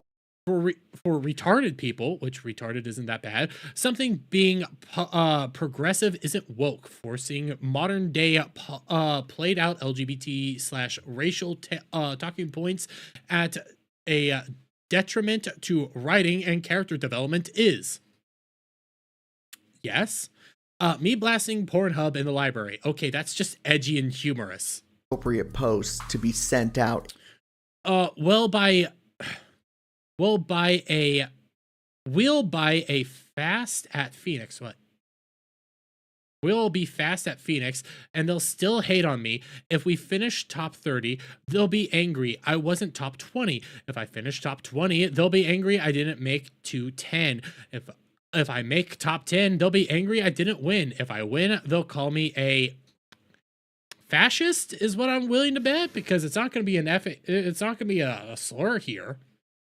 But you're blurred it out to make it seem like it's going to be a slur unless it's fascist, because yes, they will. What's the bad stuff? Because even if he says the FAG whatever word, the bad no word, okay, it's X. People are gonna say naughty no words. in any manner, as we have seen drivers be suspended for even liking or sharing posts that are Yeah, we've also seen a driver lose sponsors because of something his dad said back in the 80s on a podcast or radio show. Yeah, that's not good. That's actually bad. NASCAR suspends Noah Garrison for liking meme mocking George Floyd. Yeah, that's retarded. That's idiotic. That's not something to support. That's something to like demean right here. To come out here and suspend somebody for liking a meme. Hey, how many people got suspended for liking maybe a Naughty No Charlie Kirk meme? considered offensive in nature. This obviously upset many, but believe it or not, this is not what many are upset or disgusted about when it comes to Cody Dennison. Instead, it comes from some particular comments he made on a podcast a couple years. Okay, I already know what the comment is. I can't believe I have to defend this. I'm more shocked than anything else that people are actually upset by this. Back.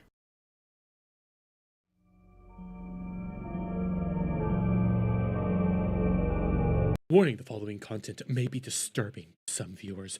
Viewer discretion is advised. It's retarded.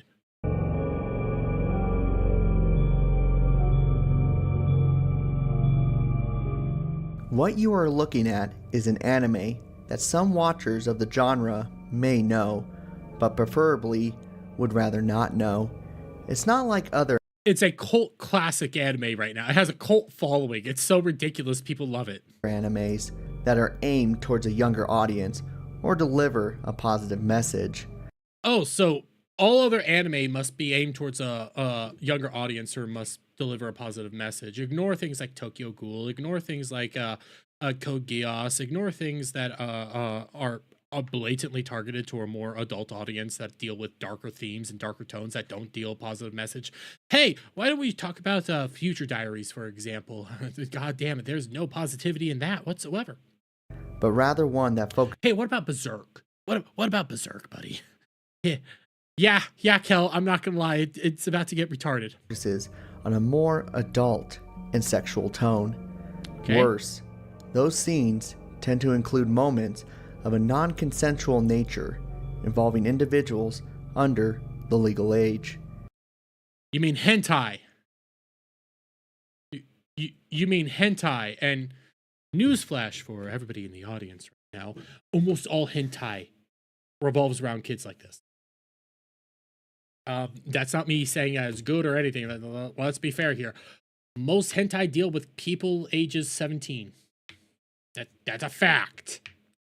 Most anime deals with people who are minors. That's another fact.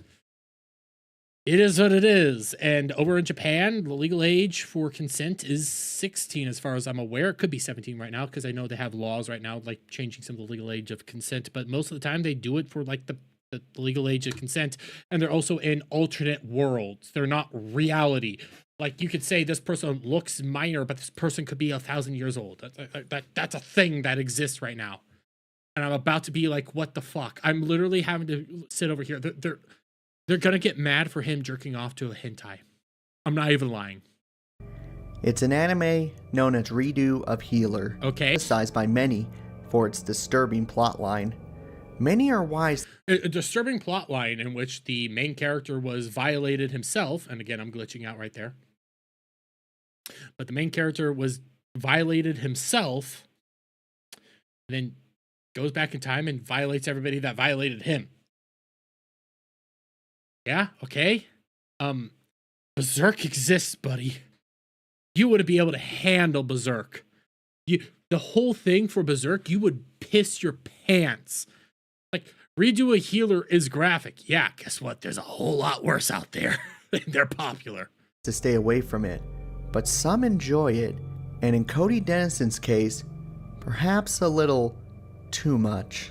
On November 11th, 2023, Cody Dennison, along with some partners that he has on a podcast called Camelcast, the three were discussing the anime in great detail about the most graphic parts of the show, and rather being more disgusted by what he was watching, Cody explains to his co-host how pleasurable the show was to the point where he even says this. Oh This is yeah. sounding like. Oh yes, for sure. Okay. All right. For Yeah. sure, bro. I watched like the first 3 episodes and immediately had to go. All right. It's a redo of Healer. I know there's an uncensored version, which is practically just hentai. Like, it's a hentai. It's a fucking hentai. Okay, I know there's people that argue, and I was having this discussion with Adam. Adam says that it's a softcore hentai. No, it's a hentai. There's an uncensored version of the anime out there. It's a full-blown hentai. And it's probably not even the worst hentai that exists. Things like Black Bible exist, for crying out loud, where the same thing kind of happens, just in a more disturbing regard. You have anime such as DxD. We need to talk about DxD right now? Is it DxD? But you know the anime that I'm talking about when I'm talking about, demons and big boobies. Jesus Christ. High School DxD is what I'm thinking of. You have anime. There was one. What was it? There's one hentai in which it takes place in a high school, in which if you get bad grades, you become essentially a sex slave to guys who get good grades. That's not even a joke, and I can't remember what that anime was called. Well, that hentai was called. I can't even believe I'm discussing this right now. But they're high school kids. It's a popular one. And it's going out. Like, I'm sitting over here like, okay, people jerk off to much worse shit. Much worse. This is where you're going to be like, oh my God, he jerked off to read to a Healer. Have you seen hentai? Have you seen some of the shit they do?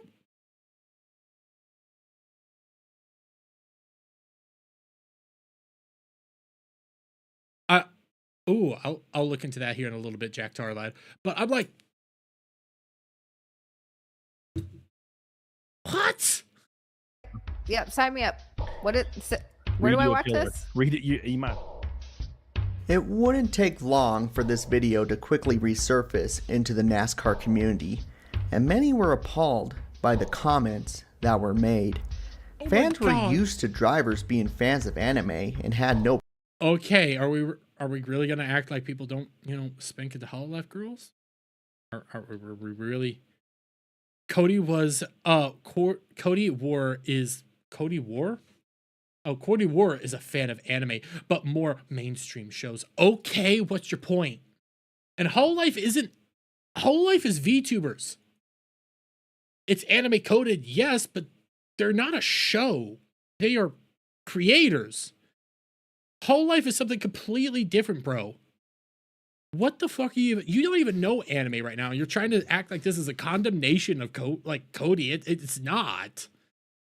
Like, a lot of anime fans jerk off to hentai. Shocker. Newsflash. And I know there's a lot of Hololive fans that jerk off to Hololive creators. I've seen some of the images. Holy shit, boys. Problems with it, but this was something far more deplorable.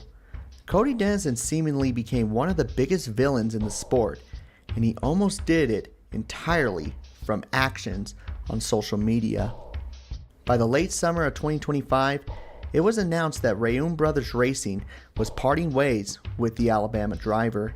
However, the situation only got worse when Cody decided to get on social media again and tell the world this. Got a video coming soon about being canceled behind the scenes from a race team for being a conservative. Recorded calls and messages. Going to be a wild ride. Keep your ears peeled. I need to find this video.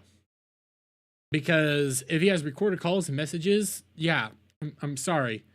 It looks like you guys just got pissed off with him for having edgy takes and just not being the way you wanted him to be. Like, even the redo of Healer thing, like, come the fuck on. There's a whole lot worse shit out there for Camelot. There is. We could talk about his time with the Tinder girls. Like, that's fucked up. Him, cheating and assisting with cheating. That's fucked up. We can go through his VTuber takes, which was a fucked up situation. We can go through all sorts of shit that he's done. sweeping for Nick Rekieta. We can go through countless shit out there. And this is what you go. This is what pisses me off the most about some of these takedowns is when a guy who actually, has some qualms with Camelot, okay, has some issues here. And I have to see this shit and I go like, yeah, this isn't it.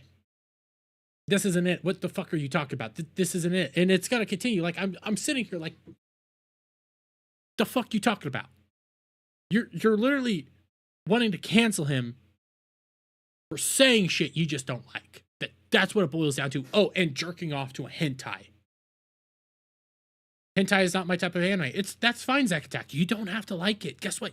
That's fine if you don't like hentai. I don't care, but you're getting mad at a dude for jerking off to hentai. That's what it is.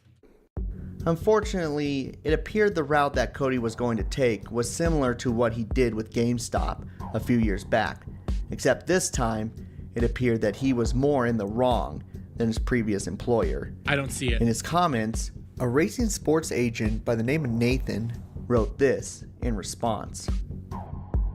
"You are so dumb, it's legitimately unbelievable." This is a racing field agent, by the way, and what he's about to say really makes me wonder why anybody employs this person. "Cody, you didn't get canceled for being a conservative. Literally, no one gives a fuck. What they care about is you constantly rocking every boat under the sun to the point of capsizing. I don't even think you actually believe in half the shit that you say. You just say it to constantly stir the pot and push the limits as far as they can go. It's all just an immature game to you. I didn't even have a dog in this fight, but watch it from afar from square one." Yeah, I would. You know what? I would give more credence to what it is that you're saying here, because some of this stuff I agree with. You say a lot of shit just to, rock the boat. You do all this stuff just to push the edges and stuff. Like, I could agree with that. And then we move on to the rest of the shit. NASCAR is a professional sport, one funded by corporate partnerships, probably more so than any other sport in the US. To be a professional driver, you're expected to represent yourself in a professional manner. All your terrible takes, constant shit. After seeing all the evil happening on the streets of the Pride parades this year, I have to ask myself, where is he when you need him?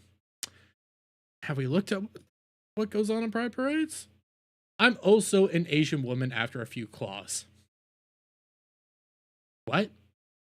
Posting and all the other BS you post on social media aside, you literally didn't check a single box under being a professional. Showing up to signings in tank tops. What's wrong with showing up to a signing in a tank top? Like, he's not in super big sports right here. From what I'm hearing and what I'm gathering, it's not like big time NASCAR. So what's the problem with him showing up in a tank top? Does he always have to be outfitted with the most high quality professional shit? No. He's doing something that he loves for a group of people. You take a look at some NASCAR fans, they wear tank tops. This seems more personable. So you're upset that he wore a tank top. Miss me. Having the cockiest attitude towards your team and competitors. Okay, he's cocky. So is a lot of other people. Just being a genuine mess across the board. There was no way you were ready and or understood the responsibility that came with being a driver in this sport. It feels like you guys hold NASCAR up on a pedestal, like a legitimate pedestal. And you guys think that it's something super high quality and high class, when in reality, and I'm not trying to be here to, be rude or offensive or anything like that, but I mean this in like the most loving way. The vast majority of your fans live in trailer parks. And I don't mean that to be demeaning here. I mean that to be legitimate. Your audience and your fans, again, for lack of a better term, are white trash. And you're going to sit here and be like, oh my God, I can't believe he wore a tank top. I can't believe he said mean things on the line. Are you serious? He seems to be fitting right on in and being just normal. Oh my God, he jerked off to an anime. High School DxD, everybody, look it up. Dude, people warned you, gave you advice, and you had a leash longer than most, and you still did everything in your power to make sure that you pissed it away. Posting homophobic memes about the... posting homophobic memes. No, that's kind of factual. LGBT community posting racist shit. What's racist about the top one again? Because I don't know what the hell was racist there. Robbery rates. Attacking other. Robbery rate in Detroit is 6 times higher than El Paso. Detroit is literally the 3rd most dangerous city in North America. Detroit competes with Mexico City in crime rates, and Mexico City is a 3rd world country. What's racist about that? If you're trying to show off that he's racist, homophobic, or anything, show me, because right now you're just showing me, hey, these are facts. These are straight up facts, so you're not even winning this argument. You look insane and like a soy boy. Other countries constantly, literally starting your truck series. Nigeria has double the violent crime rate and triple the murder rate. Well, let's talk about Nigeria real quick. What has Nigeria been dealing with over the past couple of years? Oh yeah, a Christian genocide. That is actually happening in Nigeria. So now it's racist to talk about Nigeria. It's bad to bring up what's going on in Nigeria.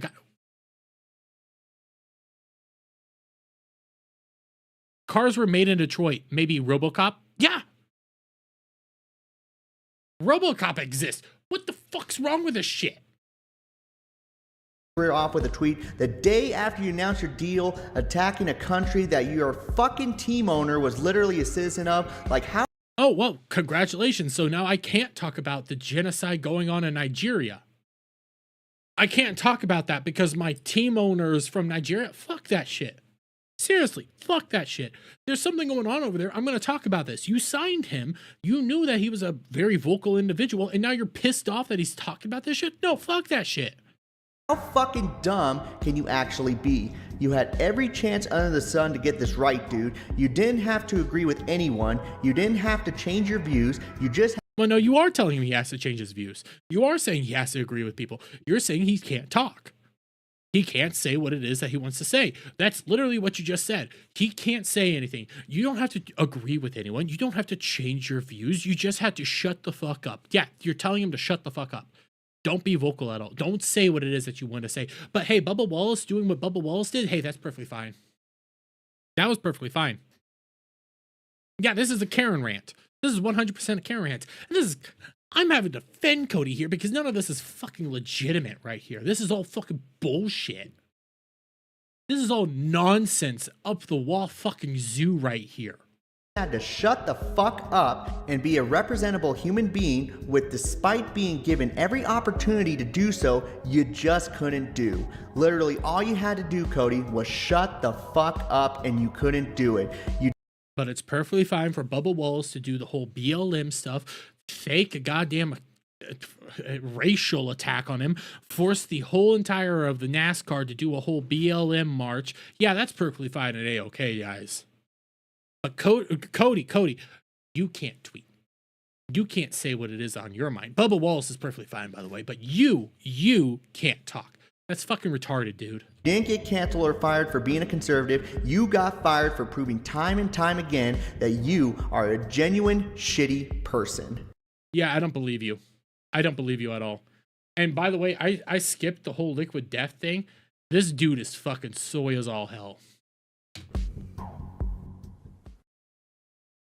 It appears that this was the final nail in the coffin for Cody, as he has not received a ride since, nor has he made a video he promised to make about the situation. Although it's unclear whether or not... No, he did compete in a few races with Strike Mamba Racing at the end of 2025. Okay, so he's still racing. So then your entire video is pointless. Cody will ever get another chance. It's fair to say that his reputation is severely ruined in the world of racing, which is truly... Obviously not, because he's still racing, even by your own standard right there. That whole note, you'd have to clip that whole segment out, because that whole note doesn't change that. He's still racing. Well, his whole entire position has been hurt. Oh, no, he's still racing right now. Okay, then he's racing. It's not a big deal. A shame knowing the opportunities that he has been given in such a short time. In NASCAR, reputation is important, and it seems like lately no one has put themselves in more of a disturbing light than Cody Dennison. No, because this whole video is bullshit. Okay, quite literally, that's the whole reason I did this. And again, I got alerted to this because, well, I like following Student of God. Okay, I like what Student of God tweets out a whole lot. And then I saw this, and it's like, this isn't it, bros. This isn't it. And this is coming from a guy who has issues with Cody. This is coming from a guy that's not a huge fan of him and has serious qualms with some of his behavior throughout the years. This isn't it. This is fucking pathetic. And you're gonna sit here and tell me he lost his position because he was talking, because he was discussing what was going on. Oh, that led him to losing everything. See, he just had to shut up, but it's perfectly fine that Bubba Wallace did what Bubba Wallace did. Hey, guess what? He said on a podcast that he jerked off to hentai. Okay, so have most of the world. Hey, he said mean things on the internet. Yeah, so do I. Hey, he shows up to signings in a tank top. I don't see the qualms there. Oh, does he have to show up to fucking signings now in a suit and tie? Is that what you're telling him? Or does he have to always show up in his freaking jumpsuit? Is that what you're telling? He can't look more personable? He can't look more relatable with his audience? Most of his audience, most of the people that went to get him signed are his YouTube fans. So you're gonna say that's all bad. No, that's all bad. No, bad. No, fuck off. And then your whole thing is, well, he's not racing, you know, his entire career is over. This looks bad. There's no sign that he's racing. Oh, no, he's racing. So obviously it was bullshit. Everything's bullshit here. And again, this is coming from a guy that has issues with Cody. And I'm sitting here looking like, nah, this is bullshit. All this is bullshit. You all look like a fucking fool right now. Jesus Christ. That was a 15 fucking minute video. Filled with nonsense. Like, come the fuck up. At least if Cody's gonna be canceled, at least make it that, hey, he fucked a corpse. Like, make it something that will stick. But every time, this is my biggest problem with most of these cancel culture bullshit. Okay, it's always because somebody did something we just don't like. Okay, it's never like something serious like, hey, he's fucking animals. Okay, it's always, well, he said a mean thing on the internet. Okay, so has a lot of people. And what was racist about what he said? Nothing. Oh, but you're gonna take it racist because you're a soy boy. Because okay, here, video didn't make no sense. Yeah. And I know you fucked up the grammar there, Zach Attack, but quite literally, that's kind of how that video comes off. It don't make no sense. I'm not making fun of you. That's how the video comes off. And I could show you guys, this guy's just a fucking soy loser. You guys want to go through what that ad was?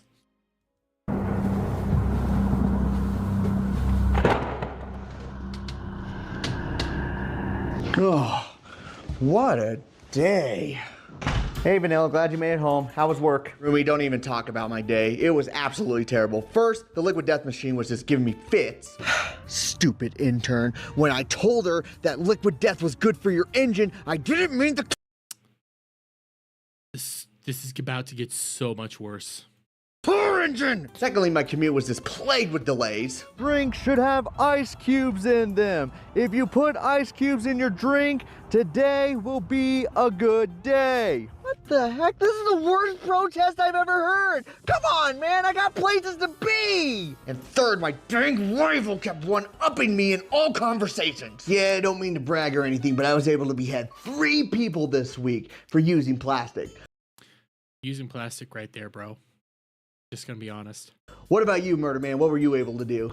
I was able to slay 22 souls and destroy a whole plastic factory. So you know what? I just want to relax and have myself a swell night. Can you help me out with that? Oh, don't worry, Vanilla Wafers. I know what's going to pick you up. How about a good old-fashioned Liquid Death iced tea? Oh, that's right, baby. We're still partnered with Liquid Death iced tea, and thanks to their 6 amazing flavors, only 30 calories in each can, and much less sugar than the rival brands, it's no surprise that people like Vanilla Wafers and many others are choosing Liquid Death iced tea as their solution to murder their thirst. Haha, you always know how to cheer me up. Why don't you? Yeah, most people chose Liquid Death because of the whole plastic thing, but Tim Pool just kind of destroyed that whole thing. I fucking hate Liquid Death. Bro, that shit's fucking retarded. I can't believe that this is an actual thing. Like, this is an actual documentary. It wasn't even that good. It was all fucking retarded. Nothing here actually, like, did any good. And it was just, hey, he jerked off. So do a lot of people. So do a lot of people. Like, I don't know what to tell you. Cloud, what have you jerked off? Actually, don't answer that question. Don't answer that question. Like, come the fuck on. Open up chats. Is this it?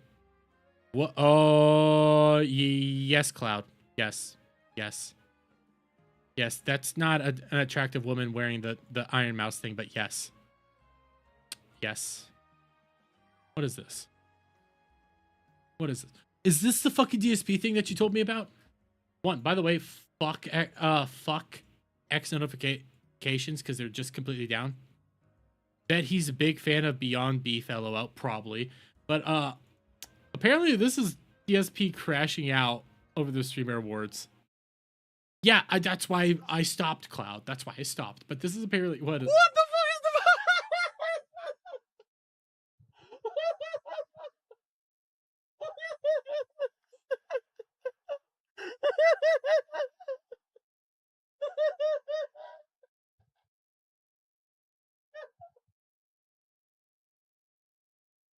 Is he laughing that Burnt Peanut got nominated and not him? The burnt peanut? What the fuck is the burnt peanut? Obviously more popular than you, buddy. Yo!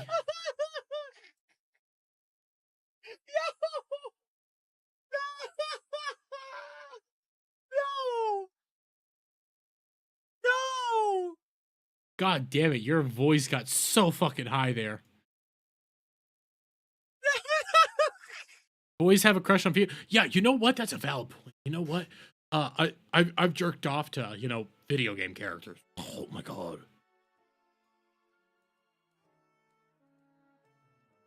ESP's so angry is angry that Burnt Peanut got nominated, not him. That's nobody's gonna nominate you, bro. Nobody's gonna do it. Jesus Christ. But okay, I'm kind of out of topics right now. Is there other stuff that I'm curious about? Let me check an area real quick. Just something to like watch. So let me hop here.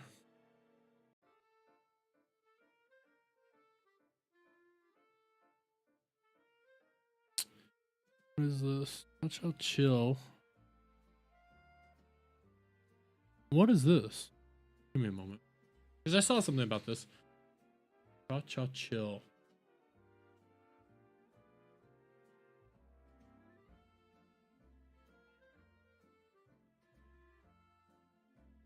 What is this? Okay, here's a drama. I might have to look into this because I've heard something about this whole thing. Not a whole lot, but there's this drama in VTubing called Cha Chill. And I've been hearing a little bit about this like going around. But I don't know what this is.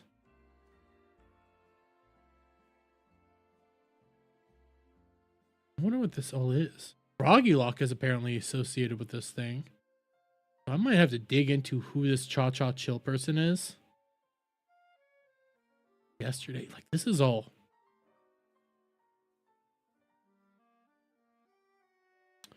What is this?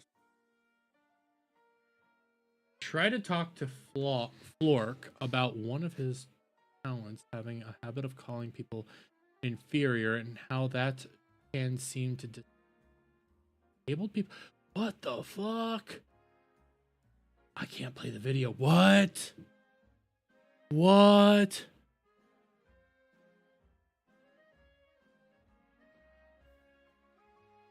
What? There might be a drama I'm gonna have to talk about called, because I was seeing some of this go around and it looks like a schizo. Okay, this is what it looks like. It looks like it's Cha side note. So there's Cha, who's another VTuber, but this is a person called Cha Chill. And I'm gonna have to look into this. So this is archives because most of these posts are gone now. But I try to talk to Flork about one of his talents having a habit of calling people inferior and how that can seem to disabled people. However, he blocked me and said not to bring up my personal issues with his talents. I believe calling somebody inferior is demeaning, as it historically used context.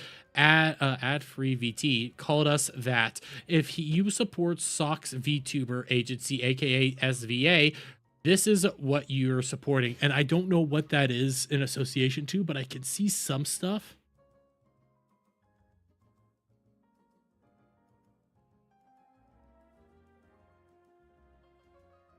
I am so curious of what this whole drama is right now, and I am going to be digging into this one because this one looks insane. Because even Froggy Lock is being brought up in this. Like, Froggy's being brought up. Why is Froggy being brought up? Froggy, it's Froggy. Like, I've been looking through all this shit, and I'm like, what the fuck? And then I'm starting to see Froggy pops up and goes like, yeah, this person, I had a run-in with this person before. Like, here. Froggy. I don't know. You can vague tweet about me. What? I had a run-in with Cha-Cha Chill in the past where she actively accused me of removing her on Discord for still being involved with the man that said her without any proof whatsoever. SA'd her without any proof whatsoever. He was my previous manager that I personally spoke out about on Twitter. I warned friends and had her back completely when everything occurred. I simply removed her on Discord as she was super weird towards me and very forceful about a friendship that was non-existent. But she went fully crazy and made a Twitter call-out post. Her post is absolutely BS. She's trying to save face. She never properly apologized to me either after deleting her post. What the fuck? This is Froggy. This is Froggy. She's a tard. And I love her, but she's a tard. So stupid. I need to look into this. What the fuck is going on here? What is this whole thing? What is this whole thing? What the fuck? Oh, what is this? I want to know. What's going on here? Couldn't care less. Here's something else. I will address this real quick because this is VTuber related. We have this from iMayo. iMayo. This is in regards to the Cinder drama and shit like that. I'm gonna keep it clean. I'm doing a commission for Cinder because we talked about it, we solved our issues, and we moved on. I'll block any person who asks me why if she inserts some drama here. DM me asking, demanding, accusing, or telling me I'm stupid for trusting. Yes, my DMs are surreal right now, full of material and paternalism. I don't know. It will be insta block in both of my accounts. I'm tired of people using me for their personal fights, issues, or revenge. Having to post this to try to stop those interactions is surreal to me. To the good fishies, I hope you enjoy my work. Honestly, couldn't care less. Okay, I don't care who's working with who. Yeah, I'll probably look at you a little bit, and might inspect you a little bit, but other than that, I don't give a shit. I think you are free to work with whoever you fucking want to work with. That's just you then bring on those consequences. Okay? I'm going to say that. And mind you, this person did, hey, lock the replies so nobody could reply. People did quote tweet, and it was just retarded. It was all around retarded. And I called one person out on being retarded. Yeah, it was kind of funny how that one went down, but okay. Anyways, I'm pretty much out of topic. I am pretty much out of topics for tonight. I'm gonna look into this Cha-Cha Chill thing, and I see some other stuff like a VTuber got banned, / removed channel, but I don't know. Oh, it's just VTubers getting banned. Okay, I will look into that. But until I think I'm gonna wrap it up here, guys. I think I'm gonna wrap it up. We'll put out prep some videos for tomorrow, and we will see it from like then on. What is this? I don't. You get out of defending shit. I think that's it though. So tomorrow we will have more topics, obviously. That way we can put some content out. Possibly playing some more Digimon. I don't know. I have figured out a solution to like my screens freezing up, which is just idiotic. That if that was the solution the entire time. So if that happens again, we'll do the solution. But until next time, guys, you all have a lovely night. Actually, let's see. Is anybody streaming right now so that we can raid? Because I need to get back into raiding because raiding is a smart idea. Redirect. Let's see who's live now. There's a few people live. You know what? Fuck it. We'll send you to Sam. We'll send you over to Sam. So, in the meantime, guys, you all have a lovely night. Have a lovely day wherever it is in the world that you may be. And I'll see you guys all on the next one. Piss off.